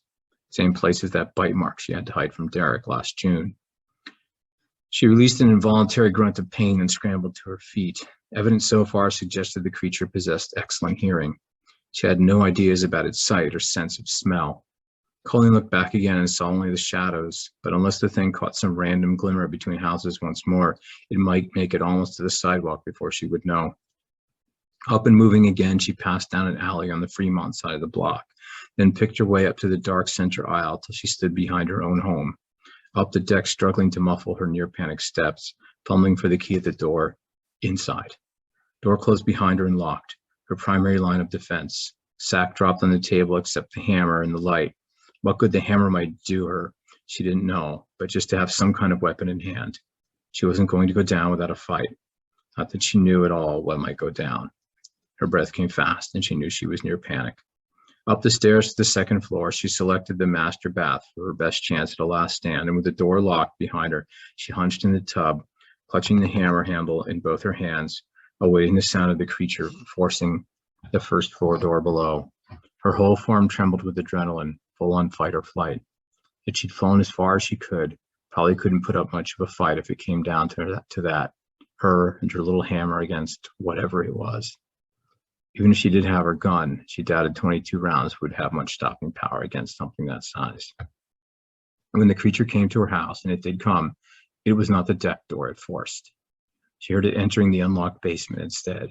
She knew the creak of that door swing well, especially learned to listen for it this summer past every time Paul went in or out. That space had become almost sacred to her. The night the part of Paul would be played by this gigantic spiky monster, the superstorm washed up, because that's what it had to be. What else? But from what deep, impossible part of the sea? Why was it still alive on land? Shouldn't such a thing have died on shore, burst by the time it was turned up to the surface? What was the expression? Explosive decompression? Unless it wasn't a sea creature at all. Colleen curled in on herself, a struggle to stop the shaking. She heard sounds of the monster shifting around downstairs, but not of it squeezing back out through the door. After a while, even those odd muffled sounds stopped, and all that remained was a faint sort of wet, repetitive wheeze. The thing wasn't coming for her, not yet. It was just camping out in her basement. The meaning of that residue along the downstairs doorframe became clear. That creature had visited her home on Hancock more than once before. It denned up in her very own downstairs. Damn the sketchy lock on that door. If the monster had settled in for the night, she would have to sleep in the tub. Not that she was going to get any sleep with shakes like she had now, but she couldn't risk alerting it with some new sound if she moved around. She was trapped, but she had a reasonable certainty now it didn't know she was upstairs. Not yet. Colleen was becoming convinced its presence below was no more than a horrible coincidence. It might even have lost her trail as she cut across the blocks, and yet tracked right back to the house it had been using all along as a lair. She wondered where it went in the day, since it hadn't been there when she arrived. Did it hide in some other house or return to the sea? It wouldn't have been wandering seaside freely by day. There were police and other emergency services on patrol. But for some reason, it kept coming back to her house at night, the house where she herself had chosen to hide. Could her luck get any more fucked than this? Colleen set the hammer softly between her knees and drew out her phone. Should she call 911? There's a gigantic monster in my basement. I think it wants to eat me, but it forgot I'm here for now. It's just hanging out. They'd be way more interested in the crazy woman hiding in Seaside overnight. And with her luck, the thing would be gone before they came. Inching up slowly and stretching, she reached the towel rack, tugged a thick one down, and folded it up double for a pillow. There were worse things than a night in a tub. She'd done it several times at parties in her youth. She could do it now. If the thing stayed down below till the morning, she'd have time to consider more options. There ought at least to be more cops around then. But if she got the police involved, how would they react to her prohibited overnight presence in the town that Fun built? Probably escort her back to Tom's River at least, where an angry and likely inebriated Derek would have to drive out to pick her up. Or maybe they'd just taser her and then dump her on the opposite side of the bridge. If the thing stayed downstairs overnight, she might wait it out, lock the door behind it proper whenever it left. The basement no longer communicated with the upstairs except for that stairway. At least Derek had fitted with heavy deadbolts in the doors up and down once they started renting the space out. If the creature attempted to force those doors, well, at least she would hear and have some warning. Maybe then it would be time for 911, or running out to Boulevard to wave for a cop. She estimated the drop from the bathroom window to the ground, the likely location of any possible patrol. She didn't think the creeper could fit through the window behind her, so would have to backtrack. As long as she didn't break an ankle during the fall, she could pick up a lead. She vowed to keep her vigil all night long, or at least until the creature left, but sleep seized her soon as her adrenaline rush faded and held her till dim light through the blinds woke her, not the noise of her unexpected tenant departing. Was it still down in her basement, or had it left before the sun came up? And what was it waiting out down there? For the sunrise, or her to get careless? Where had it gone if it left? The basement of some other home, back to the sea, the sewers, down into some tunnel deep in the dunes? Colleen weighed her options. Staying in place did not seem a good plan. She needed water badly and would need more food as well. At least if the thing came for her now, she should have time to call for help out a window over her phone and hope someone heard. As full consciousness returned and she felt more alert, she listened. The slow, sucking wheeze she'd heard last night through the vents was gone. Did that mean the monster itself was gone, or just deep in whatever passed for its sleep? She held her breath as long as she could, directed all of her attention to her ears. Nada. Of course, the thing might be playing possum. Who knew how patient a predator it might be? And if this monster had really washed up with Sandy, what had it eaten since the storm? What or who? Was it starving now? Maybe it finally finished starving to death just this past night. Was it the corpse of some unknown species? Of some species unknown to science lying crumpled in her basement even now? Would that carcass be worth some reward like the corpse of a Sasquatch? Or was its advent more ominous, something the hurricane wrenched out of the sky, left stranded in Seaside once its ship had sunk offshore? Would government men in Tyvek suits come to haul it onto an unmarked truck, threaten her never to speak of it under the National Secrets Act before they drove off with the limp mass of mystery flesh, leaving her only unanswered questions and it trashed out downstairs? She'd have to think hard before reporting it in. And that was only if the beast still lingered below. Might be it left while she was conked out, in which case she'd seem crazy making any report. Any contact with the law was not likely to go well for her in that scenario. Colleen rose and stepped out of the tub, still holding both the hammer and the light. Standing, she wriggled her shoulders, flexed her arms to shake out the cramps, then stretched her legs to clear the stiffness. After two full rounds of this, she stared at the floor and listened. Nothing. She shrugged her shoulders in a full-on "fuck it then," and stamped her left foot flat against the tiled floor. Once. Twice. Listened some more. No sound came from below. She unlocked the bathroom, advanced to the bolted door of the stairs, and slapped it twice with her left hand hard. Froze and listened. Still nothing. If the thing were still down there, it did not seem to care. It was either too wily or too weak. What if it was injured, if it had come here to die? How would she know it was dead in the end? Again, she considered trying to sell its body for some bucks. Could she pull that off? Would she need Derek's help? How would they get it out? Right then it hit her how little she cared for her own fate. Her life had dwindled down to this pitiful, dissipated point. Paul dead and gone, leaving her with Derek, a man for whom she knew she'd never have feelings again, with whom she'd never feel safe. The boys were departed in their own separate destinies. How often would she honestly ever see them again? Parts of summers and occasional holiday visits growing less frequent as the years passed, like in that old Cat Stevens song she thought so corny growing up. Anticipated emptiness left her absent of motivation and attachments, and much of her fear fluttered away with her cares. Clutching both light and hammer, Colleen started down the stairs. From there, through the kitchen, and after a long pause, hesitantly out the back door, squinting into sunlight and scanning the back lot for cops. Despite her detachment, her heart pounded harder as she descended the steps of the deck. Sure enough, the basement door hung inward. She froze several yards back and listened close as she could, but heard no sound from within. No shifting bulk, no sucking wheeze. It took a minute or more before she mastered the shakes enough to stagger forward half the distance and shine her light toward the open door. Initially, Colleen saw nothing inside. Sunlight, contrast, the beam diffusing before it entered the door. She had to move closer. One shuffling step, 2, 3, and she stood directly before the dark rectangular void, too close to dodge any monsters that lunged her way. She felt detached again, and her hands no longer trembled. What she observed was little different from the day before. A fresh layer of the powdery silver blue silt was playing around parts of the jambs, and some of the toppled chairs had shifted position, though she didn't think the heavy fridge had moved. The broad arabesque swaths in the layer of floor muck seemed changed, but of that she could not be completely sure. She saw no huge spiny crawly tube with legs, nothing alive in the total room, not the littlest stray sparrow or wayward prancing crab. An enormous creature had pursued her to this house, though, no doubt, and she had heard it enter the apartment below. All that she knew. So it left before sunrise, sometime while she slept in the tub.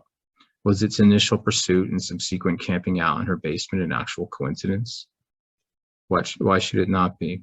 Sandy had made a shambles of conventional cause and effect, strange synchronicities, unexpected conjunctions, sorrows that could only be suffered in silence.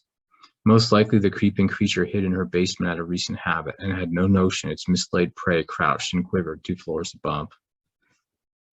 If today the crawling thing followed a timetable similar to the night before and came back to her house sometime after dark, it meant she herself would have only a few hours to gather necessities from her neighbors' homes before it returned to her doorstep. She hadn't checked the time last night, but was pretty sure she'd be safe out from dusk to 8 p.m. at least. Still didn't leave her much time for what her father used to tell her they called midnight requisitioning in the Army. She'd have to score more bottled water in her first or second try and get home before her uninvited guest.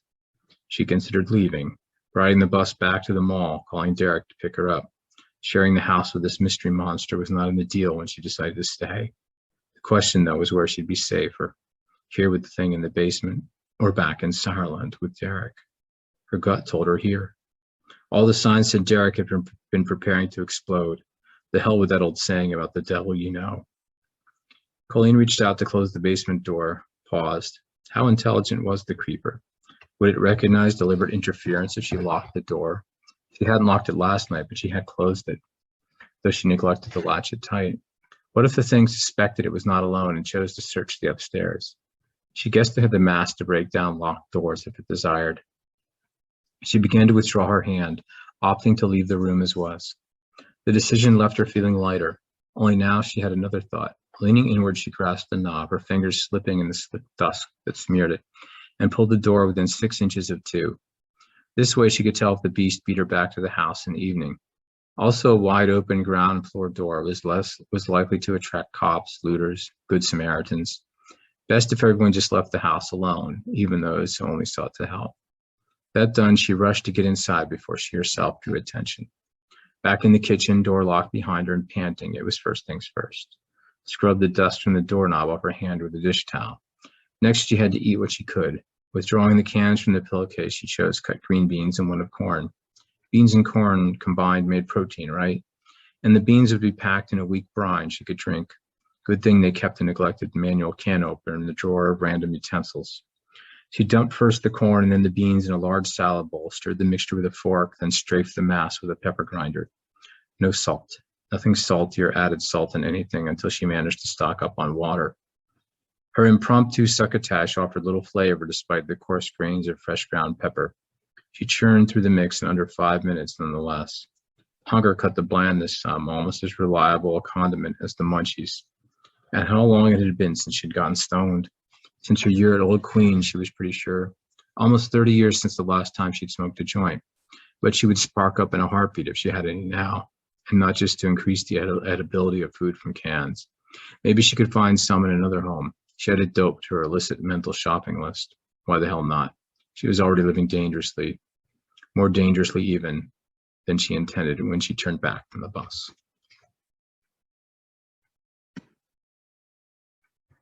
The vegetables gone, she guzzled the final ounces of their mingled juices from the bottom of the bowl. Even that did not taste so bad, though it hardly began to assuage her thirst. She was facing a long and dry-tongued day. She pondered her pantry, but little there would yield liquid excess. All that pasta, what a pile of useless crap without water to cook it. Not even any ramen noodles she could crunch and chew like crackers in a pinch, a trick she turned to on more than one camping trip. If Colleen had no immediate hope of adequate hydration, her next highest priority was some form of low-impact distraction. It was going to be an empty, drawn-out day. She sought the front closet where they kept most of the board games, surveyed her options. Life, at her age, that game wasn't so funny anymore. Monopoly, Clue, Trivial Pursuit, Sorry, Checkers. Solo play of anything would leave her more downhearted than she already felt. She scoped a lone deck of bicycle cards atop a battered Yahtzee box and groped for that. Solitaire offered a neutral outlet to occupy her time.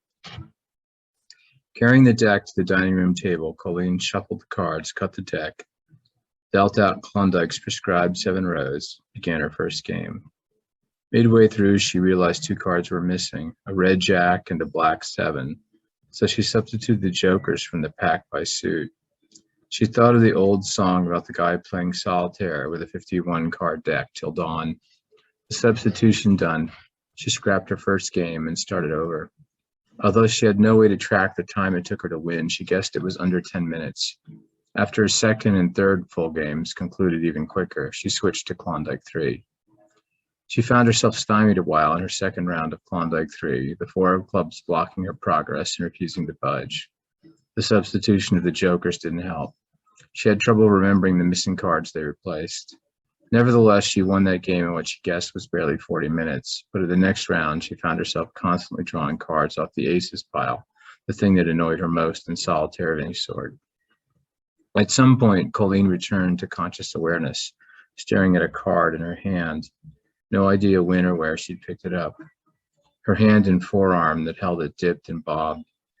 She set the card down and after a disoriented moment, stumbled over to the nearest couch where she curled into a fetal position, shielding her eyes best she could from what thin splintered sunlight slipped between the slats of the blinds.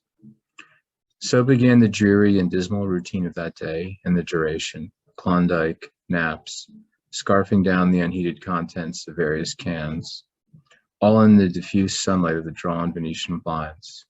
Colleen could tell the angle the light altered over the course of the day, but she could not follow closely the position of the sun outside. She recalled a lesson from her psych class in college. A psychologist who sealed himself up inside some cave attempted to determine how deep the human diurnal cycle ran. About 3 months inside, the man became suicidal after accidentally crushing a mouse he contrived to capture for a companion, and his crew had to extract him. But all that time, he kept pretty close to night and day outside in his routine, only going off an hour or two. She almost wouldn't mind the company of a mouse right now.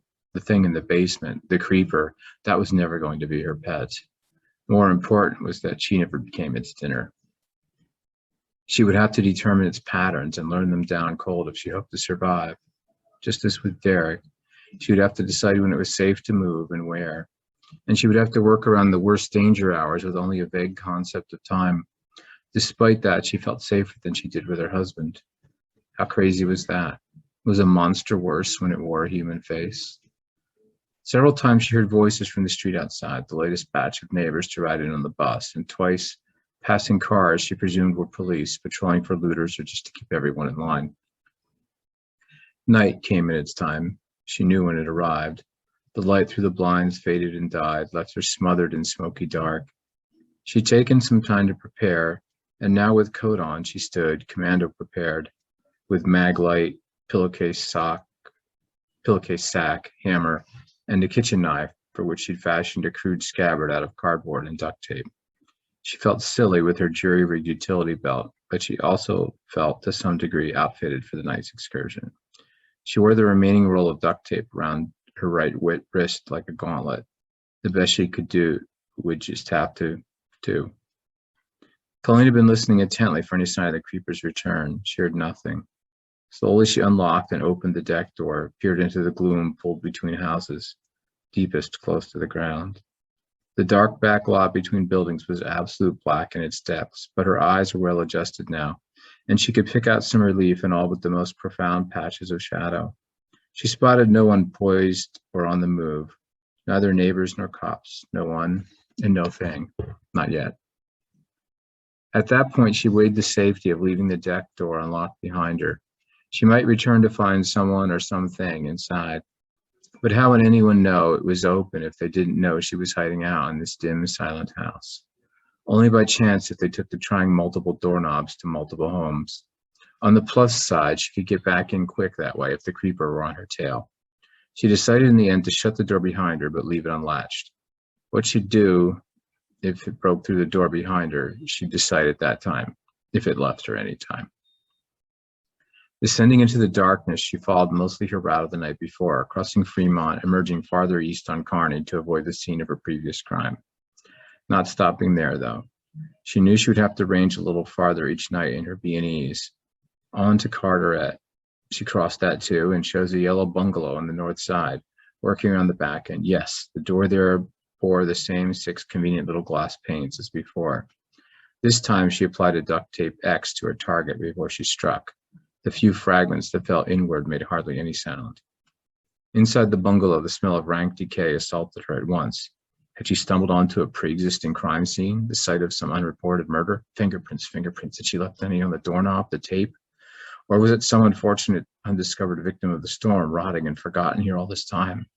Should she just back up, get out, find another house? If the creeper kept to last night's schedule, she didn't have time. She needed to get at least 2 blocks away before she chose another target, and that would mean cutting it too close time-wise with the creeper. Not a chance she could afford to take. Colleen switched on her light, played it slowly over the floor. The decomposed corpse with visible ribs she pictured so distinctly failed to appear, but she found the answer once she reached the fridge. There she observed a dark pool on the floor, took it first for old blood till she saw the inky streaks of brown grease trailing down from the freezer's bottom edge. The occupants must have neglected to empty their icebox before Sandy hit and the power went out. Whatever they left had burst the freezer door open several inches, no doubt with the gassy exhaust of its own decay. They probably left a lot of meat in the freezer, or fish. She'd skip the fridge here, not as if she'd find anything there she could salvage for her own. Colleen spotted what passed for their pantry instead, the last couple cabinets in the corner, down below the end of a long marble counter. No water, but she recovered a 12-pack of Sprite, enough to keep her hydrated and alive a while longer, even if buzzed on sugar the entire time. She decided to cut and run right then, be satisfied tonight with the oblong box, make it back to 46 Hancock and ahead of the monster if she could.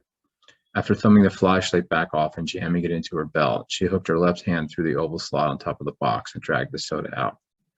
She continued to see fairly well in the dark, well enough to make her way back to the door and out. She considered stuffing the whole box in her pillowcase, the box or the loose cans, but concluded the mass was less awkward as it was, and cradling it in her right hand, she commenced her awkward return. No visit to the beach tonight. That had not gone so well the night before. The creeper had followed her back, but she was now fairly certain it would have returned to her basement in the end, regardless. Perhaps it was best she had glimpsed it stretched across the berm, got some sense of its size, not simply heard it crawling through her downstairs door. What if she thought it was kids or raccoons gone down herself to check out the sound? On the watch for cops and monsters both, she crossed Carteret, Kearny, Fremont, approached her home. The door of the basement apartment remained as she'd left it. For a moment, she considered locking it now she was back, but she could not decide on such a move as wise. Colleen rushed up the deck stairs to the main door instead, shouldered her way inside, and locked it behind her. Then she set her spoils on the table, deposited tape and empty pillowcase beside the Sprite while keeping the other tools in her belt. She tore the cover of the 12-pack back toward herself, tumbled out that first can, and snapped open the lid. Her thirst made the sickly citrus sugar water taste almost divine, and she beat down the urge to guzzle the can's entire content at once. She set it down half drained and stood clutching the table as rush and relief poured through her form. Her stomach knotted briefly with cold and acid, then relaxed. Oh, plain fresh water would have been better for her, but the sweetness sure hit the spot. She gulped down another quarter of the can, and shivered in simple and innocent joy. Colleen had only just kicked her soda habit 2 summers back, but that had been diet. She developed a Diet Dr. Pepper dependency, in part due to Derek, who drank it to get on his feet during the day after drinking, taunted her with, "Come on, try it, just a sip." Till one July night, with the AC down for 4 days, she succumbed. Hooked ever since and gone to 2 liters a day, she'd only given it up once she began to feel spells of tingling, then total numbness in her hands and feet all the way out to her elbows and knees. Finally, a Facebook friend passed on an internet article about aspartame. If the article ran true, her symptoms meant she might be headed for heart disease or MS or even the big C. Colleen went cold turkey from that moment on. Not just Diet Dr. Pepper, but any kind of soda. Switched to water, coffee, juice, sometimes broth, and the symptoms did vanish starting the very next day. That was regular soda, though. High fructose corn syrup, maybe. This was regular soda, though. High fructose corn syrup, maybe, but no aspartame. Even for diet, she couldn't afford to be picky here. She needed fluids, needed water. She drained the can and licked her lips and heard something moving outside. Faint scrape, as if a chunk of debris had shifted against the pavement, the sand. She froze, listened, checkboxed possibilities in her mind: cop, creeper, looter, dog. The deck creaked with a weight on the stairs. Again, higher. Colleen stood with empty can in hand, not daring even to breathe. One more creak, then long seconds of nothing. Then the downstairs door slapped open, and she heard the creature wheezing and squeezing its bulk through the frame. Terror shattered the spell of immobility binding her, and she made a snap decision. Scrabbled out another Sprite in each hand, tiptoed first toward, then up the staircase, keeping her steps close to the walls to avoid making the stairs creak, skipping the 3rd stair on purpose because she knew it was a noisemaker no matter where she trod. She had to get all the way inside the bathroom while the creeper was still making its own noise to cover. Lucky it was long, and its passage to the downstairs door took time. She latched the bathroom door softly as she could, set her precious cans of Sprite on the floor, then climbed into the tub, careful not to let the mag light or hammer handle strike the faux porcelain sides. The tub would be her bed again, here where she kept the most locked doors between her and that. Considering the naps she'd taken during the day, the sugar or syrup rush from the Sprite she just sucked down, and the fight or flight adrenaline that still made her ticker pound, she doubted she'd get much sleep tonight. Knees half up in the tub, head against a pillow of 2 folded towels, she allowed her mind to move from theme to theme. It didn't so much wander as leap, as if crossing a row of stepping stones planted in a creek. About the 4th stone on, her stream of consciousness wandered to her father, 24 years gone now, but remaining a regular remembrance and reappearance in her dreams. Tom Ellery had taught her the outdoor survival skills she would need to live through her current situation. Distant as her alcoholic mother always was, Colleen had been Daddy's girl till cancer took him in her 20s, ending her brief excursion to Old Queens. A decisive man and strong, she compared all other men since to him. Derek came up short, of course, drinking habit or no. He just couldn't measure.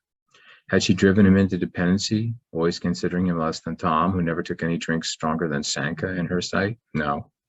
Derek already drank before they married, and full-blown alcoholism had been his decision alone.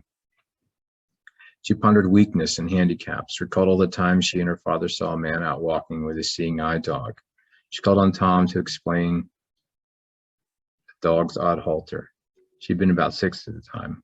When she understood, she'd asked her dad whether there also existed sniffing nose dogs or tasting tongue dogs for people who'd lost those abilities. But after a thoughtful pause, her dad told her no, and explained the likely reasons why not. She pondered the possibilities for some time nonetheless, and her speculative conception of the tasting tongue dog never left her altogether. This imaginary canine grew gradually more grotesque over the years. Her thought served as its host, till it became a thing more immense, lolling tongue than recognizable dog. She contemplated its image anew. The irregular rasp of the creeper's respiration reached her ears through the vent. Colleen envisioned what aperture might serve the creature for a mouth. Dagger-rimmed pucker, perhaps, beyond that, the extent of its bulk.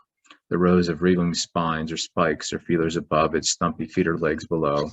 She pictured it pressing heavily against her overturned chairs, their toppled, ruined fridge, constructing its own comfortable muddy nest amidst the wreckage of her basement, while she lay all night in her upstairs tub.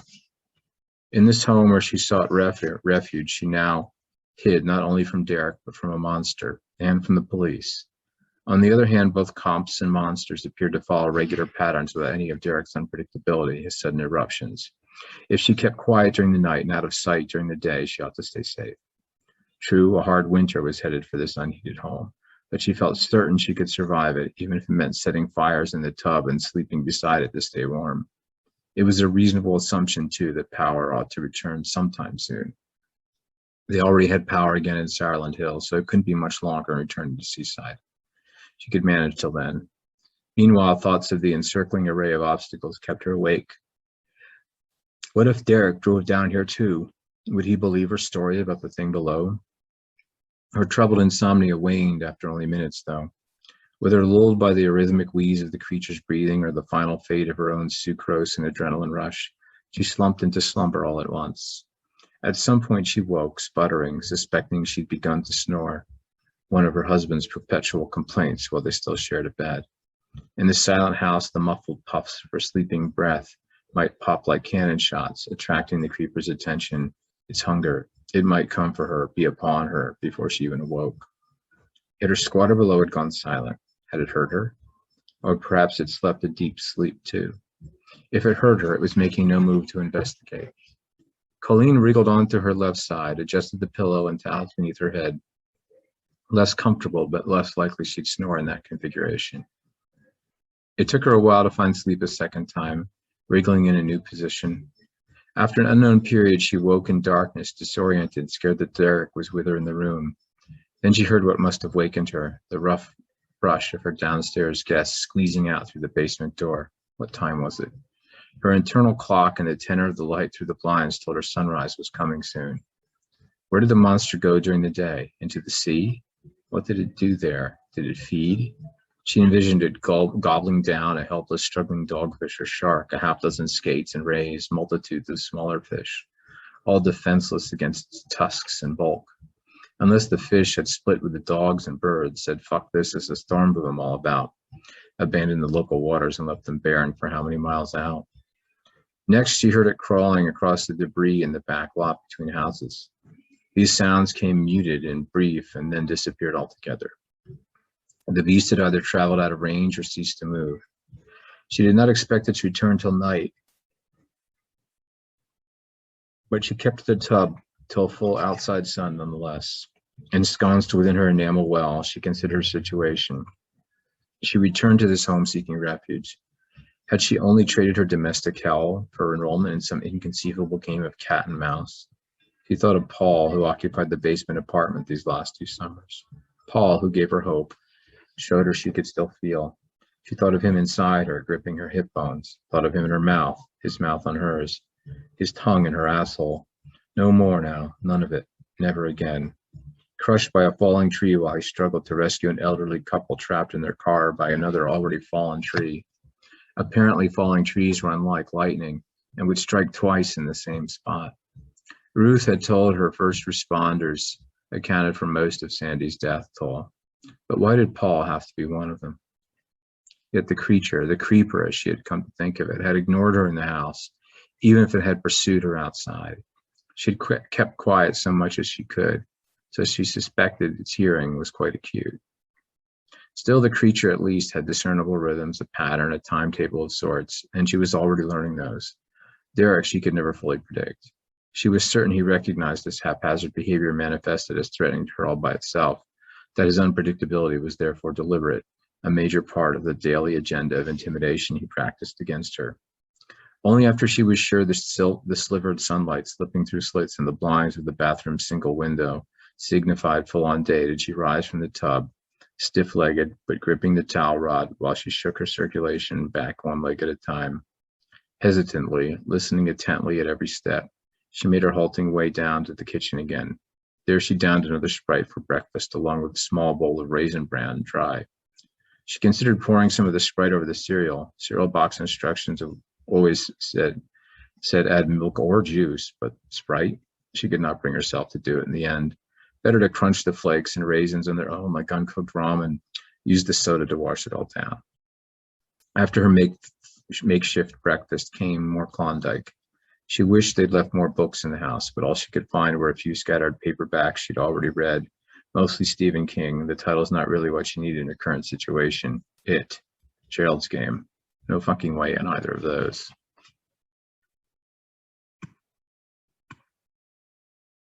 If this was a day when other homeowners came in, she might go out and walk the streets a while, though not too far and not for long. Nor could she mingle much. She was already getting scruffy and noticeably ripe. Soon she would look and reek like a bona fide bag lady, and that would attract the wrong attention. Colleen considered the strength of the creeper's sense of smell. She had no way to know. She thought of a song from her early 90s line dancing days. Where did it come from? Where did it go? Cotton Eye Joe. If the creeper even had eyes, she had not yet gotten close enough to see, suspected it would not be healthy for her if she ever did. Strange that such a thing could survive ashore, but then strange might as well be the thing's middle name. Strange as hell, living on land by night, returning to sea by day, leaving ahead of the first true light, then back to her basement to make its den after dusk. She knew from her sons how some forms of plankton rose toward the surface each night, and the creatures that preyed on the plankton followed. From what depths had Sandy swept the creeper? Was it stymied now by the continental shelf, an unexpected obstacle blocking it from sinking back to its home in the depths? Or had the storm torn it down from orbit and left it like Gilligan, Crusoe? Did it spend the daylight hours in search of its shattered craft? Why couldn't the creeper give her more time after dark? Night should have been her time to have the whole town to herself, what was left of it anyway. Except for a couple cops, maybe, who probably never got out of their cars and were easy to dodge if she kept to backyards and shadows. Instead, by her clockless, chronologically challenged estimation, the creeper allowed her barely 2 hours each night for breaking into her neighbors' homes before she had to beat it back to her own.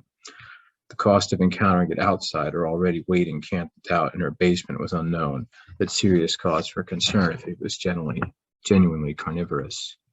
She had no doubt it was, and hungry too. It had pursued her from the beach with unmistakable intent. Nights in the tub were cramped, but chancing an outside run-in with the creeper was no alternative.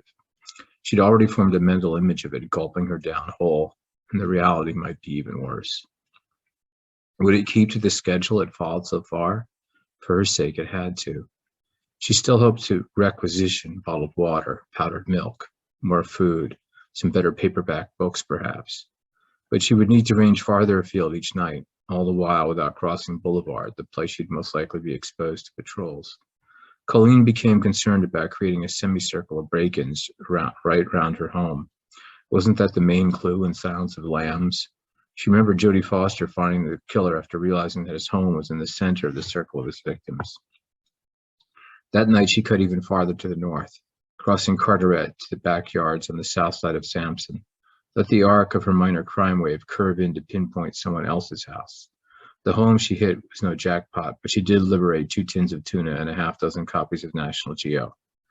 Hustling back, she barely made the tub before she heard her roommate stuffing its bulk once more through the downstairs door. Too close.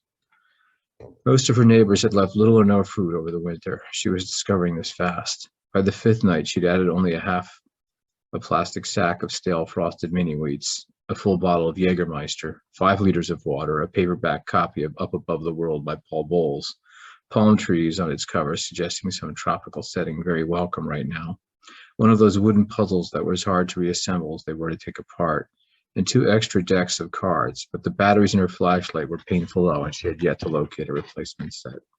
Lack of batteries was about to become a catch-22, no matter how well she got around in the dark.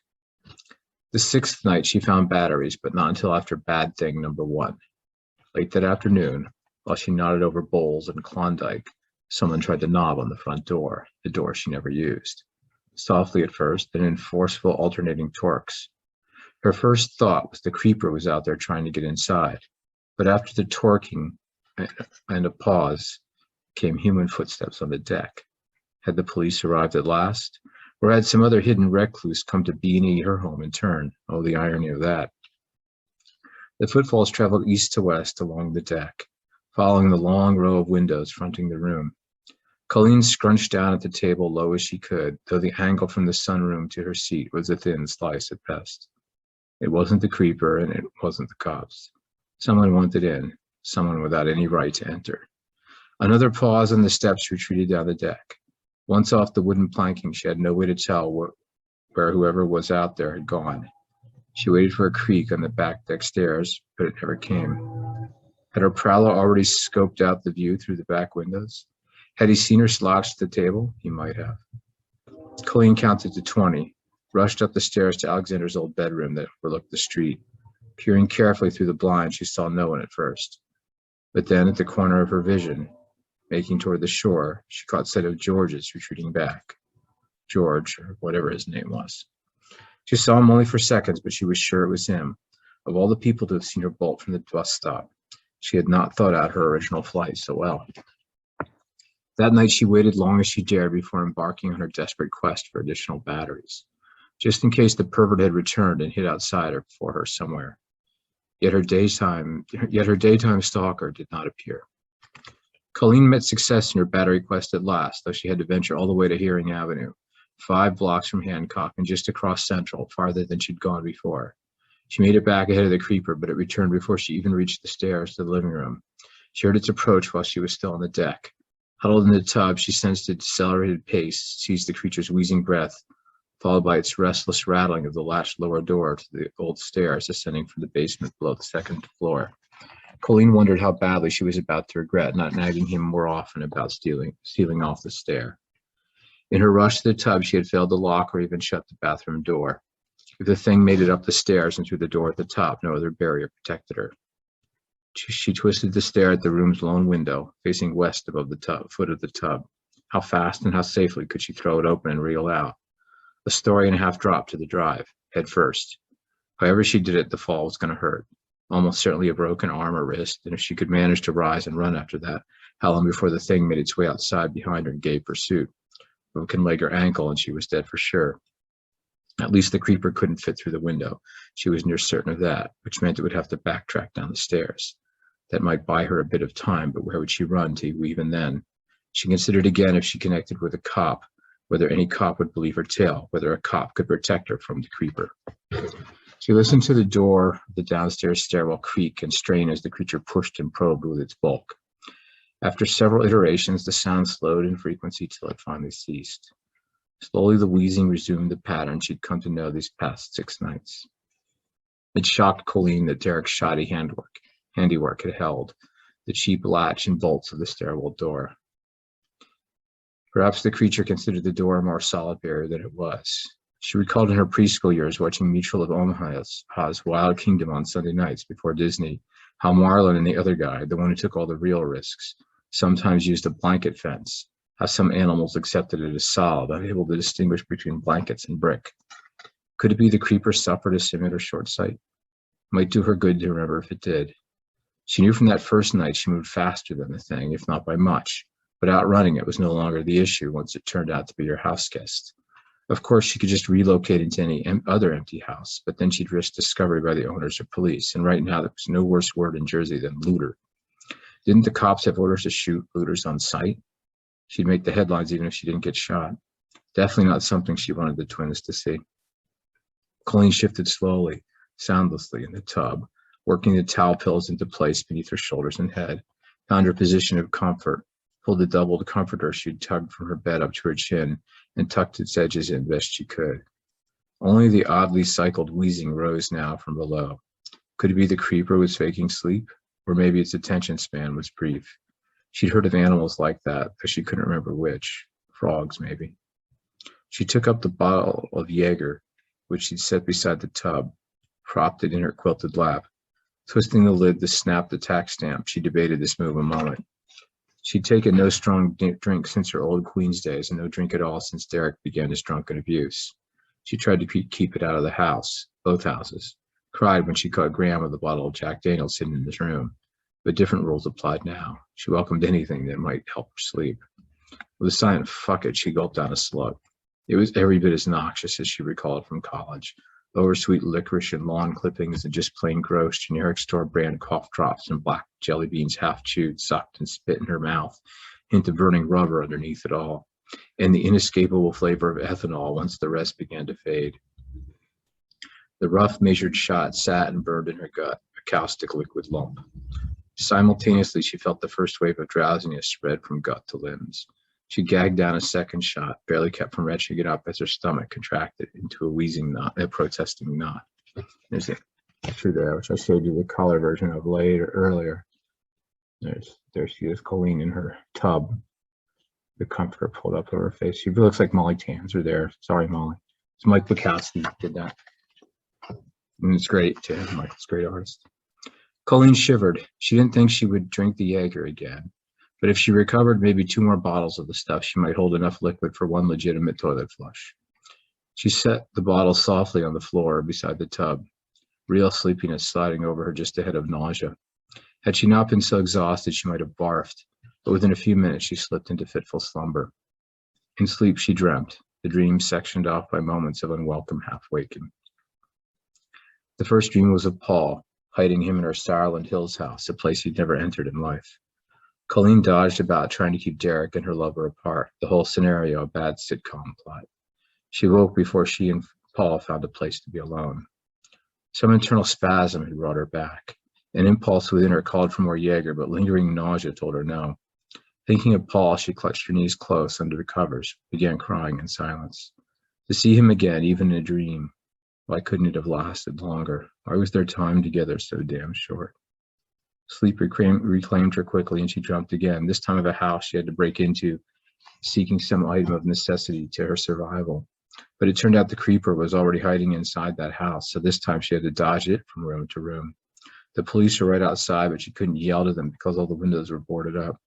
The house had an unlimited array of rooms extending farther and farther away from the street, like that famous mansion in California. She moved deeper, and the creeper followed. Random people appeared to guide her, but she waved them inside for their own safety and continued on alone. Derek, Paul, the twins, even Snooky and her camera crew, she passed them all by.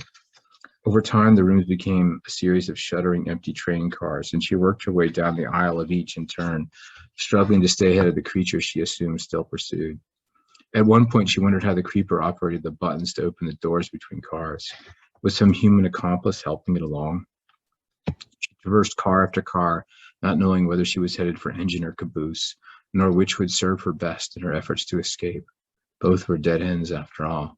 If she reached the caboose first, could she detach it from the rest of the train, escape that way as in an old Western movie?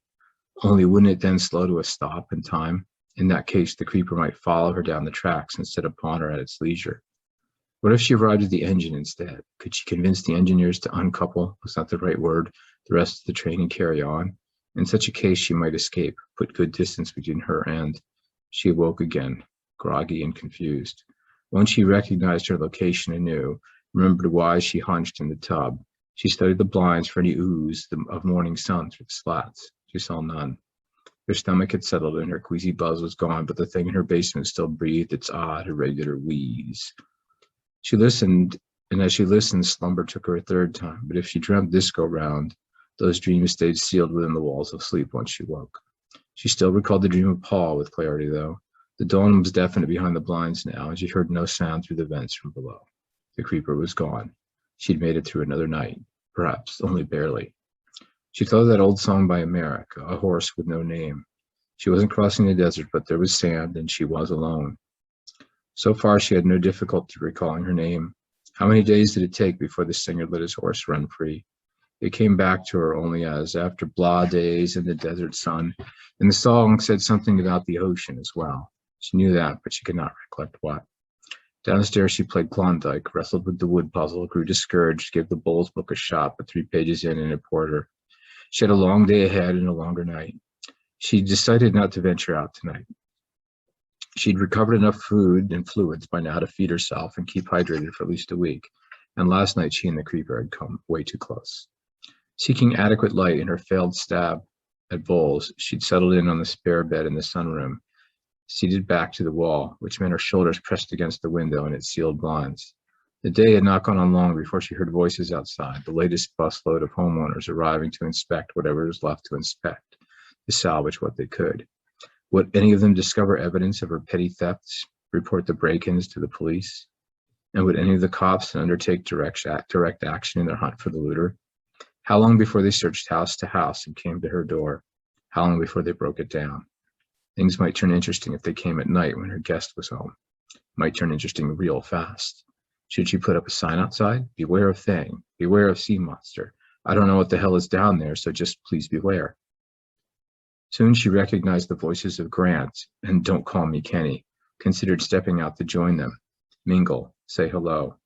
Not a good plan, and she knew it. Her hair was a hopeless matted mess now, and even through her coat and clothes, she could smell each of her armpits, left and right distinct, despite her regular use of baby powder as dry shampoo. A public appearance might ignite suspicion, and if the cops already knew they had a looter on their hands, they were sooner or later going to do the math and come right for her. She would become a person of interest, no longer fit for human company, her only companion an equally wretched creature tossed up and stranded by the storm. How had the creeper found itself in such a similar situation?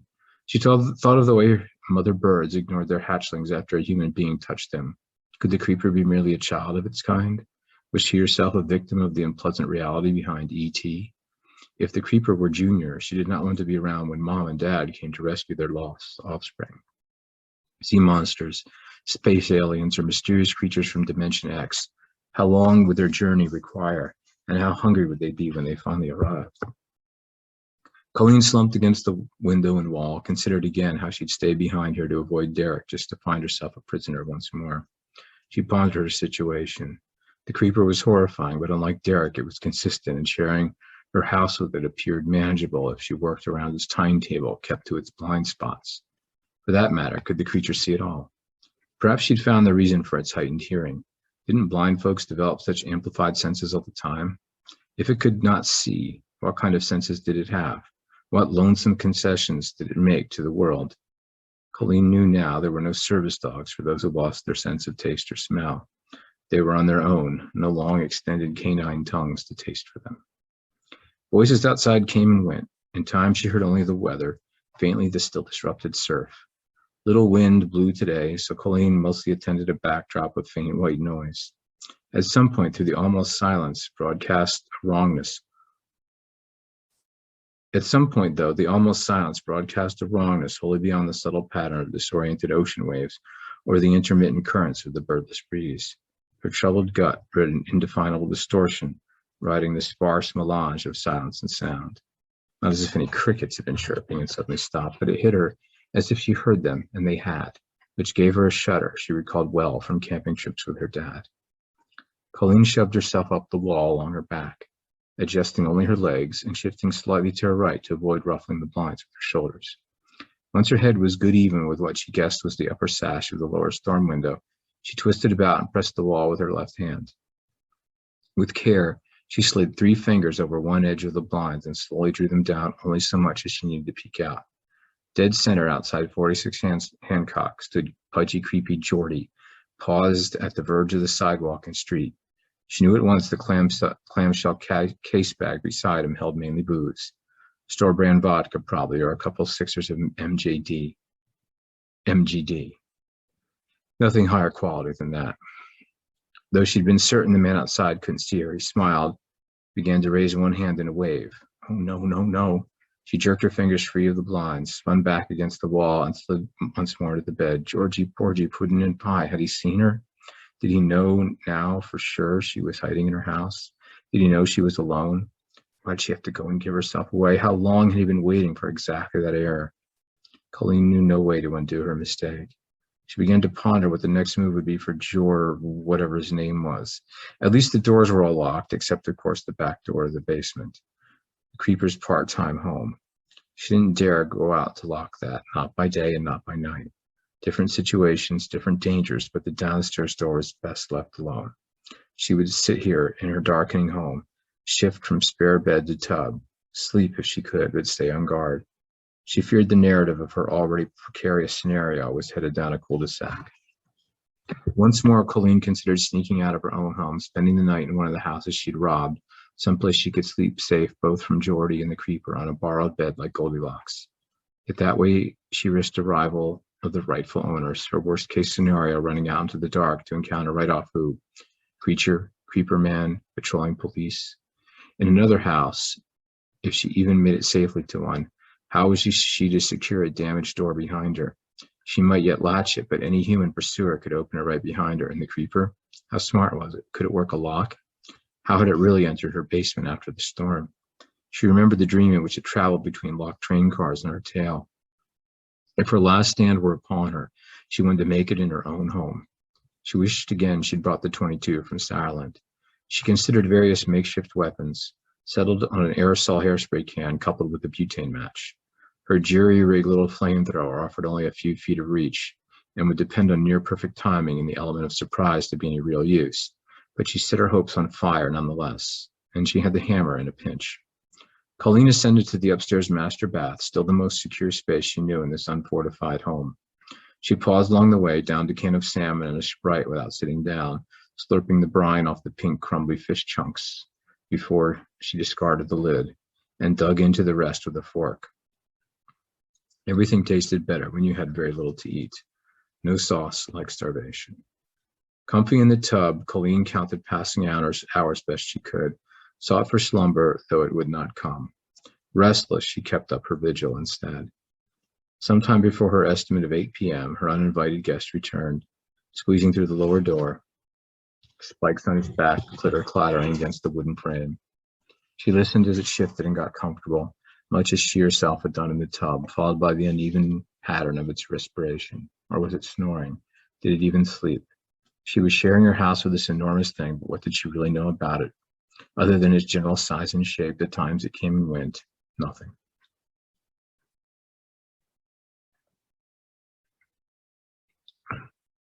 Less than half an hour by her guest passed before she heard a voice from the deck. Colleen? Mrs. Budney? It's me, your neighbor, Jordan. You know Jordan, Georgina? Your husband's friend? You know me. Colleen could tell by the rhythm of his words, the overlong pauses in awkward places, that he'd been drinking. She'd acquired that sense as a survival skill all those years with Derek. Of course he'd been drinking.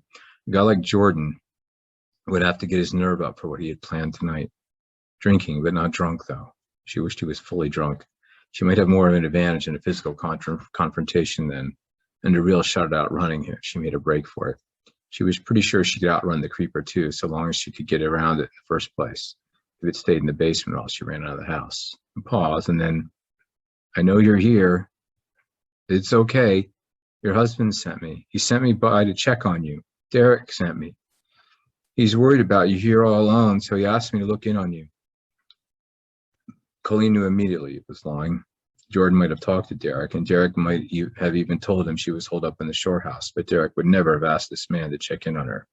Even he was never that cruel or stupid. She heard the deck boards creak as Jordan crossed the door and the rattle of the latch as he twisted it. Mrs. Budney, are you there? Are you all right?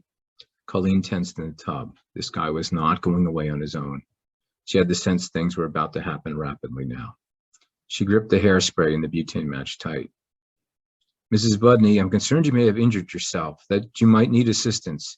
Can you make any sound at all? If you've fallen and you can't get up, just try to pound on the floor or something so I can hear, so I know where to find you. She guessed he had his ear pressed to the door at this point. She held her breath, froze motionless. She knew no matter what she did, Jordan was not going away. He knew she was inside, and he was seeking to assess her weakness, her vulnerability. Well, she would show him. She was not as helpless as he maybe thought. And if she successfully blinded Jordan with fire, what might her next move be?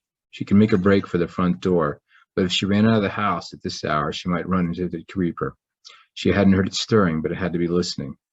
Unless she were wrong about its senses. Yet it also waited. Why? Her instincts told her Jordan would come barreling through the back door the second he heard her move. Mrs. Budney, I don't know if you can hear me, but I'm terribly worried about you. I'm concerned you might be injured, maybe badly, so I'll need to force the door. I'm going to do that now, okay? Please don't be frightened. I'm only here to help. Derek sent me to check on you, remember? As soon as I'm inside, I can help you out however you need. Don't panic. I'm here to help. Just give me a minute. He slammed against the door almost at once. Colleen felt a tremor run faint throughout the house. So much for his minute. She did not hear the door pop open.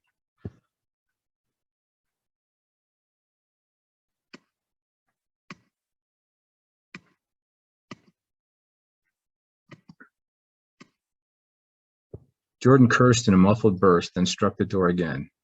This time she heard the double crack as it gave, flew open, smacked the interior wall. He was coming. He was coming for her. Inside, he spoke softer. Okay, Mrs. Budney, I'm here to help you. If you can just give me some sign where you're trapped, I can get to you faster. Trapped. How long had she been trapped? From the first night she'd spent in this very house, her wedding night, or even earlier? How many years? Since she first met Derek? And she'd never fought back, never tried to escape. Well, tonight she was prepared to fight. She'd been scared, but now that Jordan was in the house, Colleen felt a strange icy calm. She still trembled some, but even that was subsiding. She knew she had to get up, at least prepare to meet the menace on her feet. Taking care not to clank the hammer against the side of the tub, she rose, stepped softly on shaky legs to a spot on the right just beyond the inward swing of the door, raised and aimed the hairspray can with the butane match at ready, index fingers on their respective triggers. She could hear Jordan moving about the first floor, calling, Colleen, Mrs. Budney. She pictured him with his own flashlight, peering into corners, spotting evidence of her presence in the house, and nodding silently to himself. How long before he figured out she was upstairs? She stared at the gap beneath the bathroom door, awaiting the beam of his light to shine through. Nothing yet, but that made sense if he were still downstairs. The angle would not be right till he reached her floor. She heard Jordan's first steps on the staircase, his asking if she was heard upstairs, the creeper brushing out through the downstairs door, creaking up the deck, then back into the house to the first floor. It was moving fast. Jordan must have left the door open behind him, but so far as she could tell, he hadn't noticed the approach of this other intruder. Perhaps his position on the staircase muffled the sound she heard so clearly from above. Perhaps he had no frame of reference for such a thing. Perhaps he was just drunk enough to miss it. Jordan continued calling out to her, acting convinced she was heard or hiding somewhere upstairs. The tone of his voice, something he must have thought reassuring, though its effect was altogether the opposite. At last, Colleen saw the expected glow of a flashlight playing under her door. She prepared to defend herself in a way she'd never done before. Everything happened suddenly and almost all at once. Jordan must have spotted the closed bathroom door. Are you in the bathroom, Colleen? Are you injured? He spoke louder now and with confidence, just as the creeper hit the base of the stairs and came up fast, an arrival she recognized from the way the stairs creaked, a sound she'd feared since her very first night back. That had to be when Jordan finally got wise, realized he was not the only predator in the house tonight. His what the broke off in a thump as he slipped or stumbled, probably losing his balance when he spun, the real exact measure of his inebriation. He shrieked briefly, his voice as high as a little girl's, and then came several minutes of sounds that made Colleen grind the heels of her palms into her ears for what little good that did. Still clutching the halves of her makeshift defense, the chill of the hairspray can stinging her skull even through her hair. Slowly, the chewing and slurping sounds died into silence outside.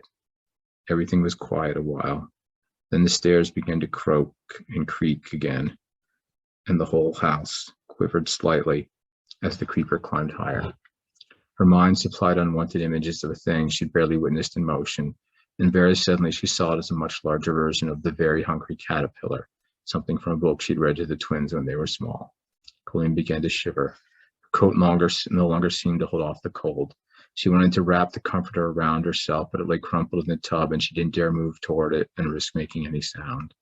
She lowered her hands to her waist. There were still the things breathing, though muffled now, the scattered tapping of its spikes or spines against the stairwell walls, the creaking of the stairs themselves beneath its bulk.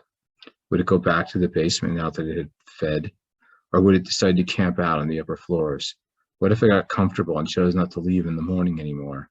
No matter what it did, she doubted she could secure any doors against something that size.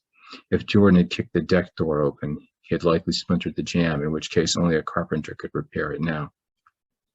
She might still keep safe in the bathroom for a time, but the limits of her prison were contracting, her options as well.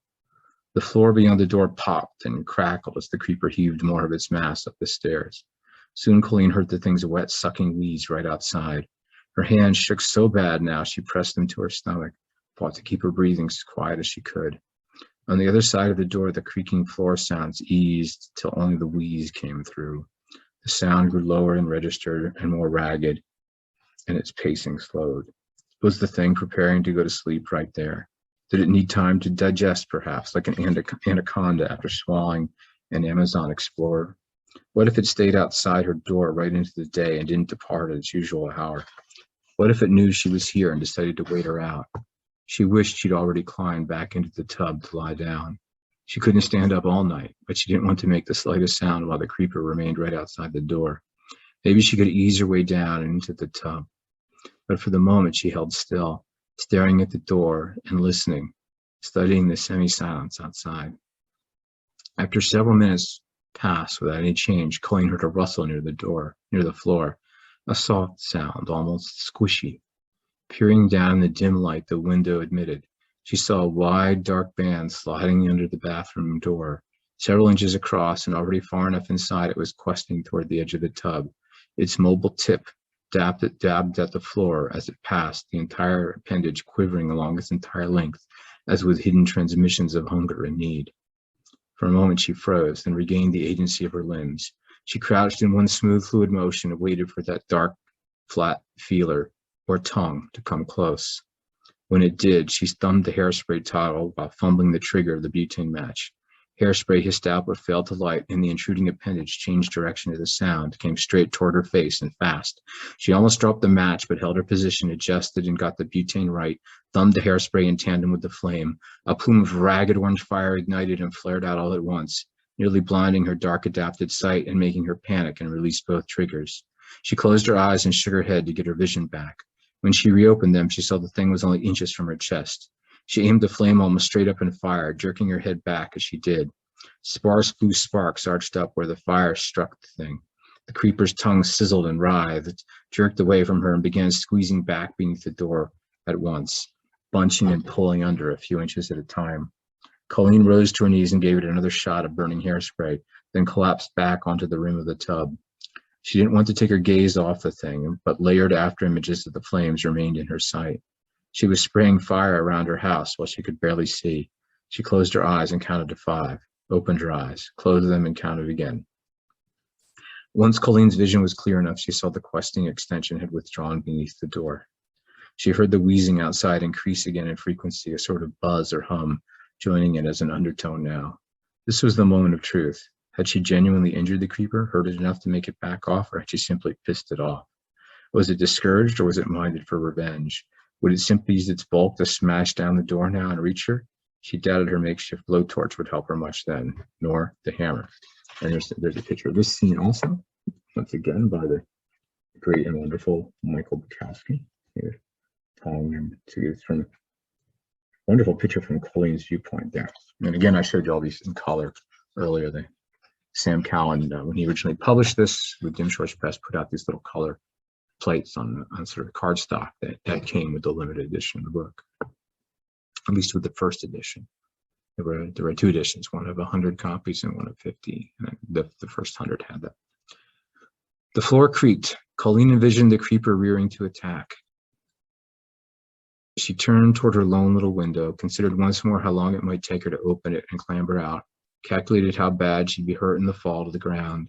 Then she heard the creeper moving on the stairs. Was it going down? Had it chosen to retreat? Did it really hate fire as much as she hoped?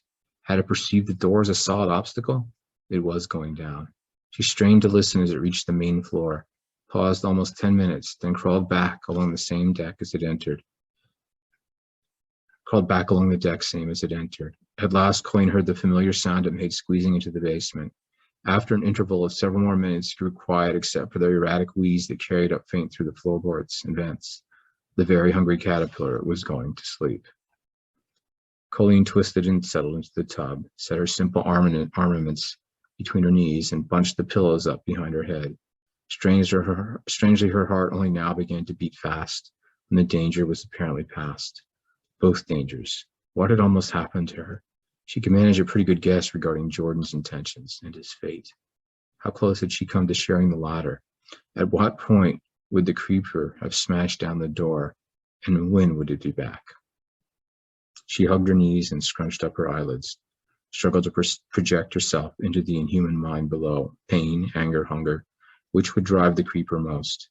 She had never dared defend herself against Derek that way, not so far as pulling the trigger, but then she had only feared him enough to pull a gun on him twice, and she'd never been concerned he might swallow her whole. She considered the consequences of threatening Derek with the flamethrower can, of using it. Such a tactic would probably only enrage her husband. If he could swat it out of her hand, that might mean her end. The threat of the pistol had served her better those times. As for the creeper, she half regretted hurting it. It had saved her from Jordan, after all.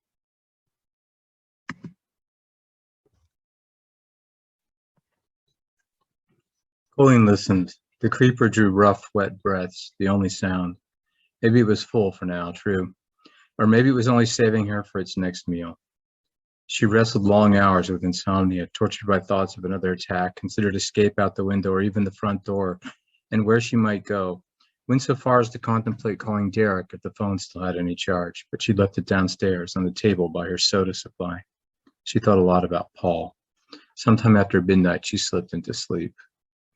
When she woke the next morning, no sound came from the basement. Still, she waited nervous over an hour, all attention given to her ears. Nothing. Must be her weird guest already left for the day. She waited longer, slipped back into sleep. When she woke again, she let the sun outside get brighter before she rose and unlocked the bathroom door, hairspray and butane match at ready, and aimed toward the stairs. She prepared herself to fight or seek refuge at the least stirring from below. In the poor morning half-light, she saw dark serpentine streaks smearing the bathroom's tile floor where the creeper's tongue had probed. Guessed these were dried blood, Jordan's. If so, these marks were almost the only sign the man had left. No such mark of him remained outside the door. Colleen found two things on the stairs, though. The first, on the top step, was a wrinkled yellow ShopRite bag holding a roll of duct tape and half a dozen of the widest sized zip ties. Several of the zip ties had slipped out onto the second step down. On the fourth step from the top lay a pistol, Saturday Night Special, Snub-Nose 38. She picked it up, opened the cylinder the way her dad taught her, and ran her fingers over the ends of the cartridges. Then on impulse, she curled a pinky over the front of the cylinder, slipped it into 1, 2, 3 chambers in turn, felt the cool indentations in the tips of each round. Hollow points. What did the guy have in mind that he needed a gun to deal with a lone, unarmed housewife? He obviously had not expected the creeper, so had he planned to use it on her, to threaten her, to force her, or for after? She suspected leaving her around to testify or even to tell Derek had never been part of Jordan's plan. Yet he had no time to squeeze off a single round at the creeper. It must have come at him quickly once he slipped. She had no sympathy for the man, tempted rapist, fucking drunk. Just how fast was this creature, though? Yes, she could outrun it on open ground, but at close quarters, it might have the advantage. Colleen shuddered, dropped the hairspray and butane match in the bag with the zip ties and tape, and holding the revolver out in front, began to pick her way slowly down the stairs, always ready to turn and run back to the bathroom. A blue-gray residue dusted the stair rail and the right stairwell wall, the same flaky powder she'd seen on the doorframe below. She descended the stairway, stepping down its center, careful never to touch or brush the tainted walls or rail. The stairs themselves showed no further sign of either Jordan or the thing that followed him up, nor of the struggle that transpired there. On the main floor, she encountered even fewer signs of the two intruders. One toppled chair at the dining room table, smudged with traces of the mackerel-colored dust. And of course the back door hanging open, also dusted. Long scar of bright raw pine marking the sockets of deadbolt and lock where Jordan had forced it and torn a section of the door jamb free. She shut the door softly and after several minutes searching in the shadows found the jagged wooden fragment under the overhang of the lower kitchen cabinets. Maybe later she might nail it back in place if the nails didn't split the shard altogether. She had the hammer handy, just needed to scrounge for nails. It would be a crude fix, but she couldn't leave the door as it was, not if she intended to stay. Colleen was convinced the creeper had gone off to wherever it normally hid during the day. But she was equally certain it would come crawling up the stairs again tonight, and maybe this time her little flamethrower in the bathroom door would fail to hold it off. Once more, she thought hard about hiding in some other house, but what if the monster pursued her there and she had to make a stand on unfamiliar ground? And there were always the actual residents and the cops. As a possible looter, she might even get shot if caught. The irony of that would be way too much. She didn't want to die an ironic death. She had too much irony already in her life. Her best choice was still to stand her ground in the place she knew best. And she did have a gun now, of course. How much good it would be against a thing the creepers saw, she had no idea, but it might at least buy her some time. Shots fired were also likely to bring police if they were on patrol, and she might call to them out the bathroom window if they drove down her street. They would come equipped with additional firepower. Encountering the creeper in action ought to make it easier for them to respond accordingly. Who would come out on top in a battle of cops against monster? She didn't know, but she thought the cops ought to have a chance, especially if they came equipped with riot guns. They'd have a better chance than she would anyway, and if not, they might at least distract the thing long enough for her to escape on her own. She felt a twinge of guilt at the thought of setting the creeper up after it had saved her from a rapist, but she shook it off. She knew the monster would gulp her down the same as Jordan, given half the chance. Why else had it probed beneath the bathroom door? Shouldn't she let the professionals handle it instead? She ate a cold breakfast of Sprite and Raisin Bran, then hunted up a pair of the narrowest nails she could find and hammered the broken fragment of door frame roughly back into place, working hard not to split the wood as she did. The door itself now stuck when she tried it, but she'd at least secured the house against any ready egress. Next came the dragged-out day to wait, bide her time until the night. Books and puzzles let her focus drift, so it was back to Klondike 3. Even there, she found herself off her game, constantly drawing from the aces piles once more. She even lost twice out of 7 games, far more frequent than her usual rate. Her mind kept flashing forward to the coming night. Would the creeper come upstairs again? Colleen considered the potential imminence of her mortality. She had a gun, and thanks to her dad, she knew how to use it, but where in the creeper's anatomy would she need to hit it? If the little revolver was even going to do any good, regardless of its ammo. The thing might have no brain, but it doesn't hearts, or no heart at all, not in the sense she thought of a heart anyway. Perhaps she ought to leave a letter in the tub. If you are reading this, I have probably been swallowed by a giant caterpillar thing that lives in the basement. I don't know what it is or where it came from. She wouldn't mention Jordan. In his case, oblivion was an ideal fate. To whom would she address her letter? Derek, her sons, her best friend Ruthie, the best friend she spoke to only once in the past 2 years. The police, perhaps. She wished Paul were still alive. She had so much she wanted to say to him, how he made her feel sexy, made her feel loved, how she wanted to take off with him, leave this place behind, leave New Jersey, start fresh somewhere far away. How much of that had he sensed on his own? How much had he thought himself? She hoped those thoughts hadn't distracted him the moment the tree fell. No, the tree was all sandy.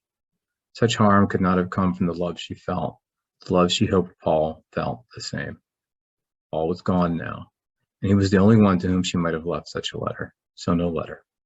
Let mystery claim her memory if she disappeared, like Judge Crater or Amelia Earhart or Jimmy Hoffa. Perhaps the police would discover the creeper too late to save her, defeat it in some one-sided gun battle, discover her half-digested corpse inside. Then everyone would know her fate. Would she then find a kind of posthumous fame?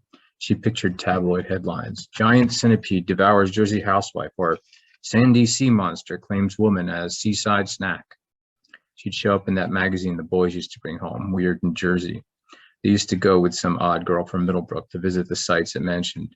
Kirsten something. Derek eventually put a stop to that. How would they feel when their mother and their own familiar shore home popped up in the pages of Weird New Jersey? What a sad irony that would be when it was Paul who should have received recognition, Paul who died in the line of duty, fighting to save others instead of himself. Everyone should know his name, remember his sacrifice. Instead, he only managed to become a statistic. After scattered naps, Klondike, and 2 short chapters into the boring Bulls, Colleen watched through the blinds as the evening thickened and drifted down outside. No way she would venture out tonight. The creeper might ambush her anywhere. She turned to return to the upstairs master bath. Though the thing already knew to look for her there, it still seemed the most secure room in the house. If she had to make a final stand, she might as well make it there. The hungry and the hunted, like the boss sang in Jungle Land. Colleen considered barricading the bottom of the stairwell with whatever furniture she could move.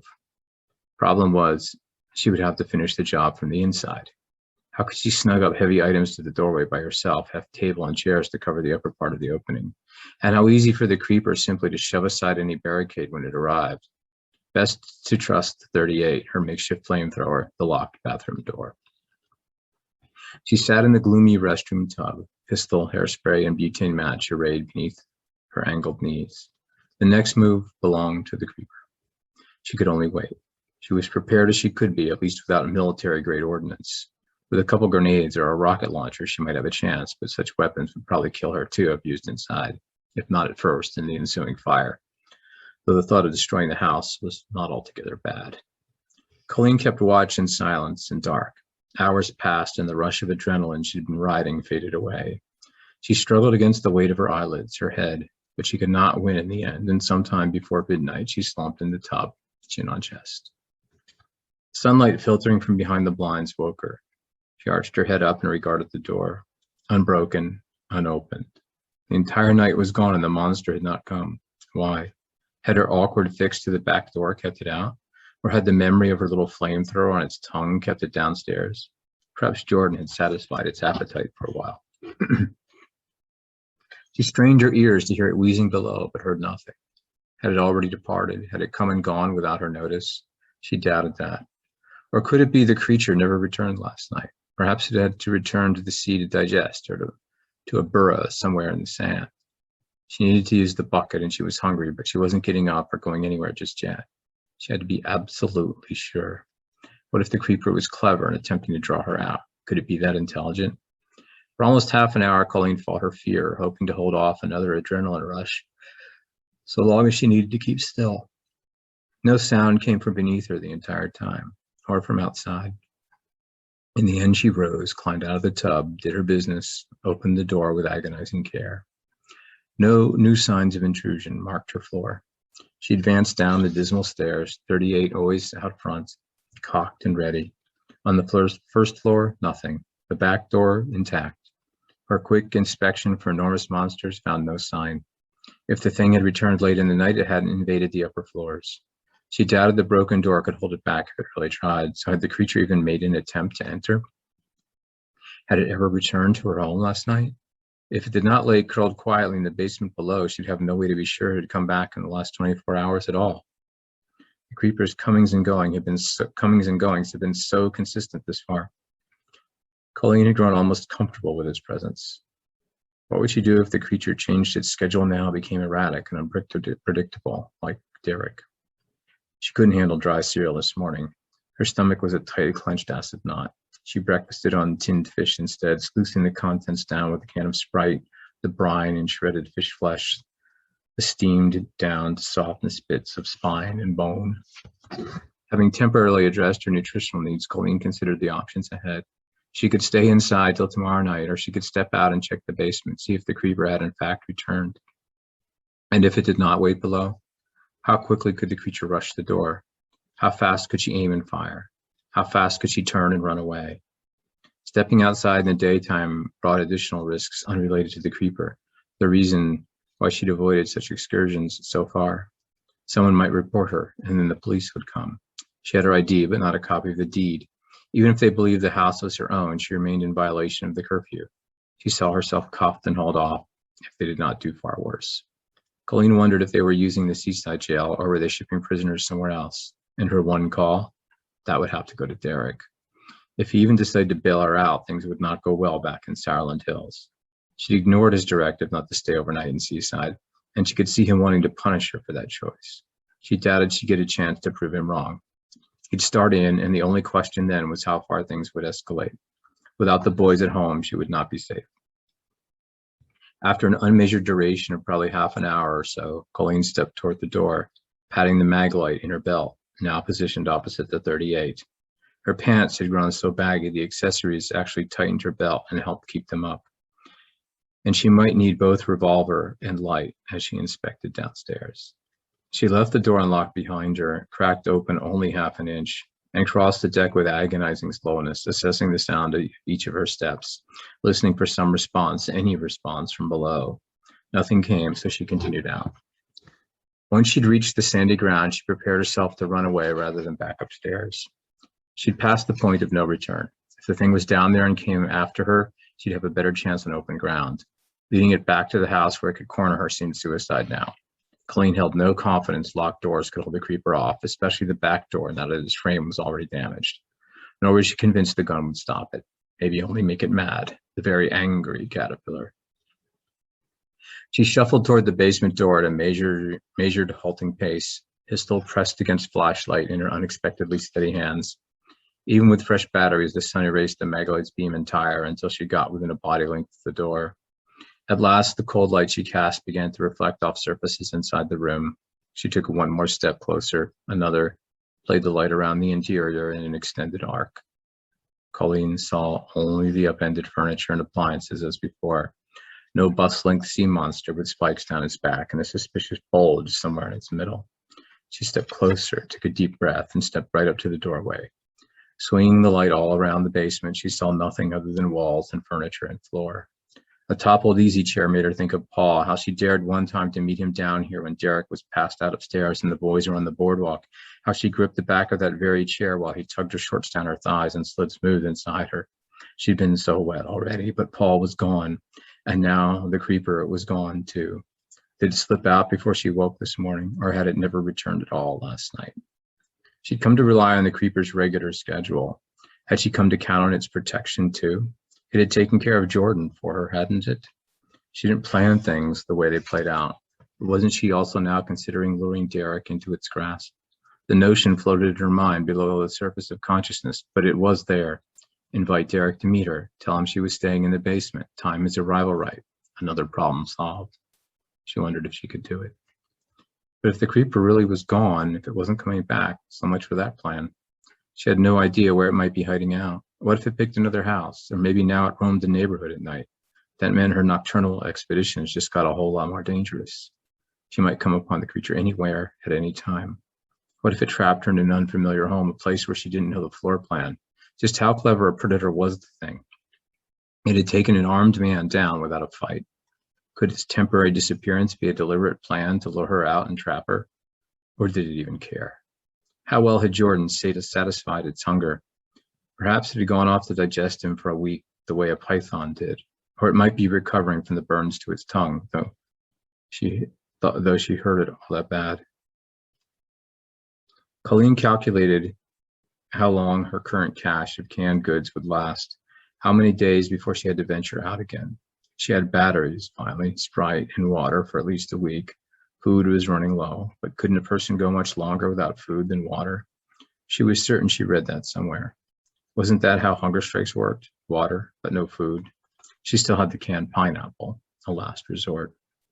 What if the creeper was behind her right this minute? She spun and scanned the narrow lot, saw nothing suspicious, no giant monsters, nothing moving. Yet the thing could be right around any corner or lurking in any of the houses within or out of sight. She never discovered what it did during its days. She'd seen it that first night, striding along the berm at the end of Hancock and the verge of the beach, and soon she'd come to know its patterns of coming and going from her house, but not where it went. Her general assumption was the creeper returned each day to the sea to hunt for food, she supposed, but she had no first-hand evidence of this. And for all she knew, the creature might simply be switching houses while the sun was up, perhaps to a home with no eastern or southern exposure. What if she stumbled into its other lair during one of her own excursions? That was if it had even gone far. It could be lurking right nearby, bunching up to rush her at the very next moment. Would it know her as the one who torched its tongue? Would it recognize her by the sound of her breathing, her particular smell?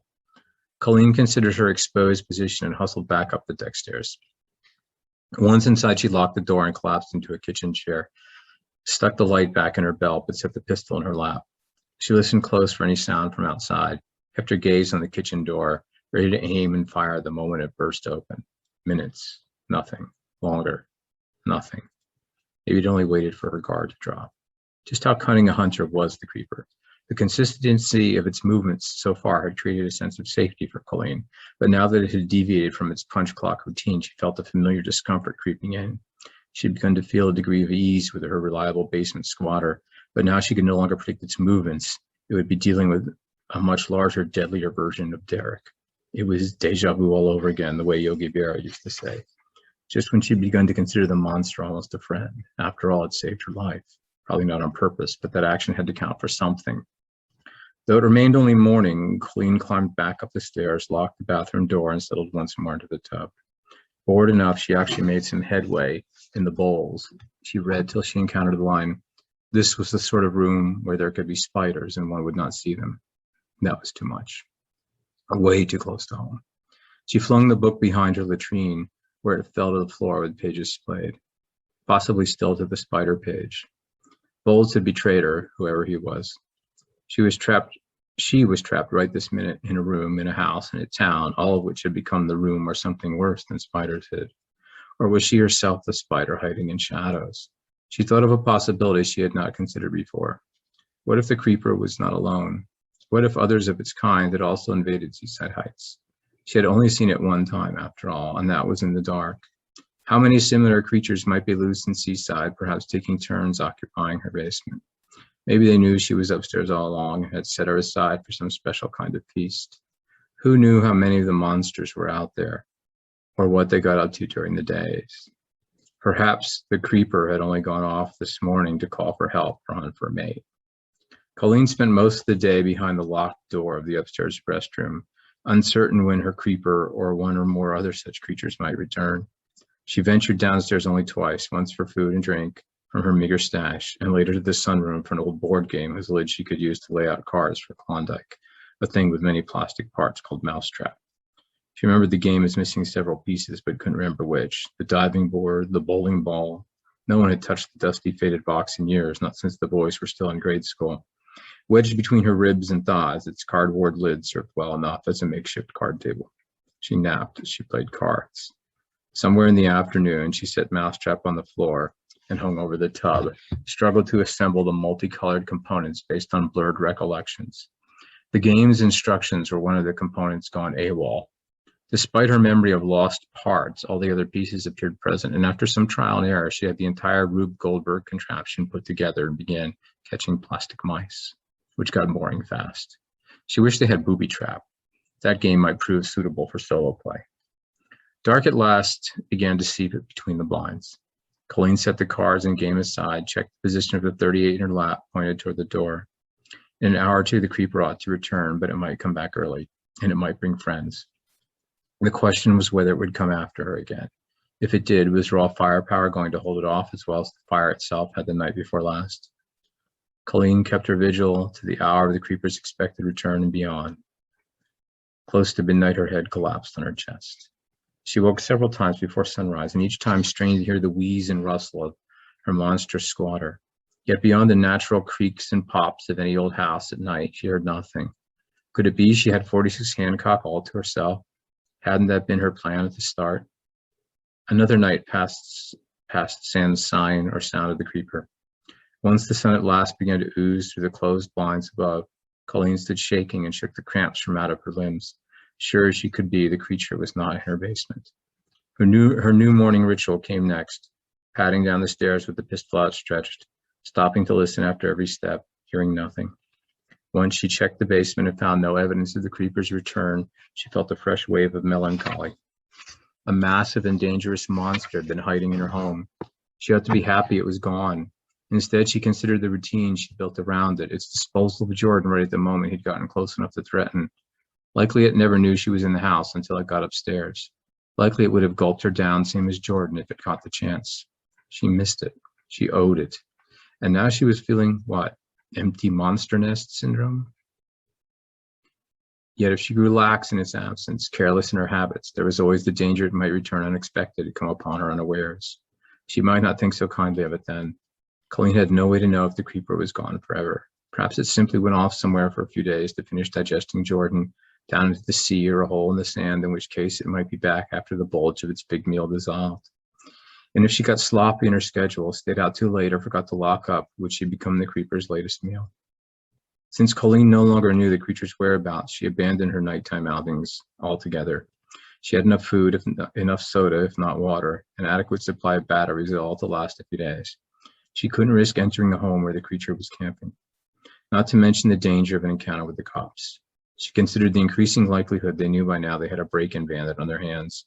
She'd been lucky thus far, but best not to push it. How much longer anyway before water and power came back on? That would solve a big part of her problem. Even help with food, because running water would allow her to prepare pasta, at least if the power came back on as well. She kept her refuge in the upstairs tub, kept that door locked, kept the gun closed at all times. And she kept to the pattern 4 days after the creeper dealt with Jordan and disappeared, saving her whether that was its goal or not. The last 2 days, she began to hear more vehicles on the street, not just police patrols at night. A few glances through the blinds told her FEMA was letting homeowners drive in now. Seaside had taken another step toward normalcy. Close to her guess as to noon on the third day post-creeper, she heard tires crunching over the sand and debris in the side gravel drive. She drew herself half up the edge of the tub, shook out the pins and needles, and stretched out against the cramps in her legs. She stood when she could, and when she could walk at all, she staggered out and toward the little kitchen on the east side of the upper floor. Shoving aside the blind, she looked down and saw what she knew at once she'd been expecting: a maroon Dodge Ram, Derek's truck. Derek's, or one just like it, Derek's. Already someone knocked on the back door 4 times in 2 paired raps, standard Derek. If she had any doubt, it was him. At that point, he spoke. "Hey, honey, open up. I forgot my keys to the house. I came to take you home. I've been worried sick about you alone in here, you know. It's not safe. Do you remember my friend Jordan, the one you didn't like? He disappeared a few days ago, and they say it probably happened here. When I heard that, it was the last straw. I knew I had to come check on you." I paused and then, "Come on, Colleen. I'm going to be really fucking worried if you're not here, and I'll be pissed if I have to fuck up the door. Come on, you're making me nervous." She stepped down the stairs as if in a trance. Halfway to the door, she called out, "Hold on, I'm coming. Don't do anything, just wait." She'd been about to say, "Don't do anything stupid," but she didn't want to set him off. "Okay, I'm waiting." And then she was unlocking the door, opening it, ever so briefly wondering whether the creeper could imitate voices. Maybe it could, but could it drive a truck? Derek stood on the deck, full 6'2", probably 3 in work boots, wearing the black North Face coat she'd bought him 2 years back, bald spot tucked under a Yankees cap, graying temples revealed at the sides. The coat hung open, and she noted the white work shirt he wore beneath it seemed clean, same for his jeans. Was he actually doing his own laundry now that water and power had come back on in Sauerland? That would be something. She was a different story, of course. It was her appearance he picked up on first. "Oh, honey, you look like hell, like some kind of old homeless hag. Let's get you home and get you cleaned up. Alex is coming back for Thanksgiving soon, and I don't want her to see you like this. Let's get the hell out of here. Come on. It's not safe, and you don't want to be here no more. Let's just go right now. Do you have any stuff you need to grab?" Colleen thought of the pistol abandoned in the master bathroom tub alongside the hairspray and the butane lighter. Would she need those now? Maybe the gun, but she suddenly found it hard to care. She nodded to Derek, said simply, "Okay, let's go." Her voice came a hoarse whisper. She stepped out before he ever entered and locked the house with the keys she'd carried in her pocket the entire time. Numb, she allowed him to lead her toward the truck. She sat tense all the way up Boulevard to the Pelican Island Bridge, waiting for the creeper to rush the truck, topple it, and suck them both from the wreckage like marrow. It did not come. Once on 37, Derek began to talk, first in snippets, then a torrent. All the way to Sauerland, Colleen never heard a word Derek spoke, never looked up from her lap where she spun the green and gold friendship bracelet she'd taken from the tube in the driveway and worn on her right wrist ever since.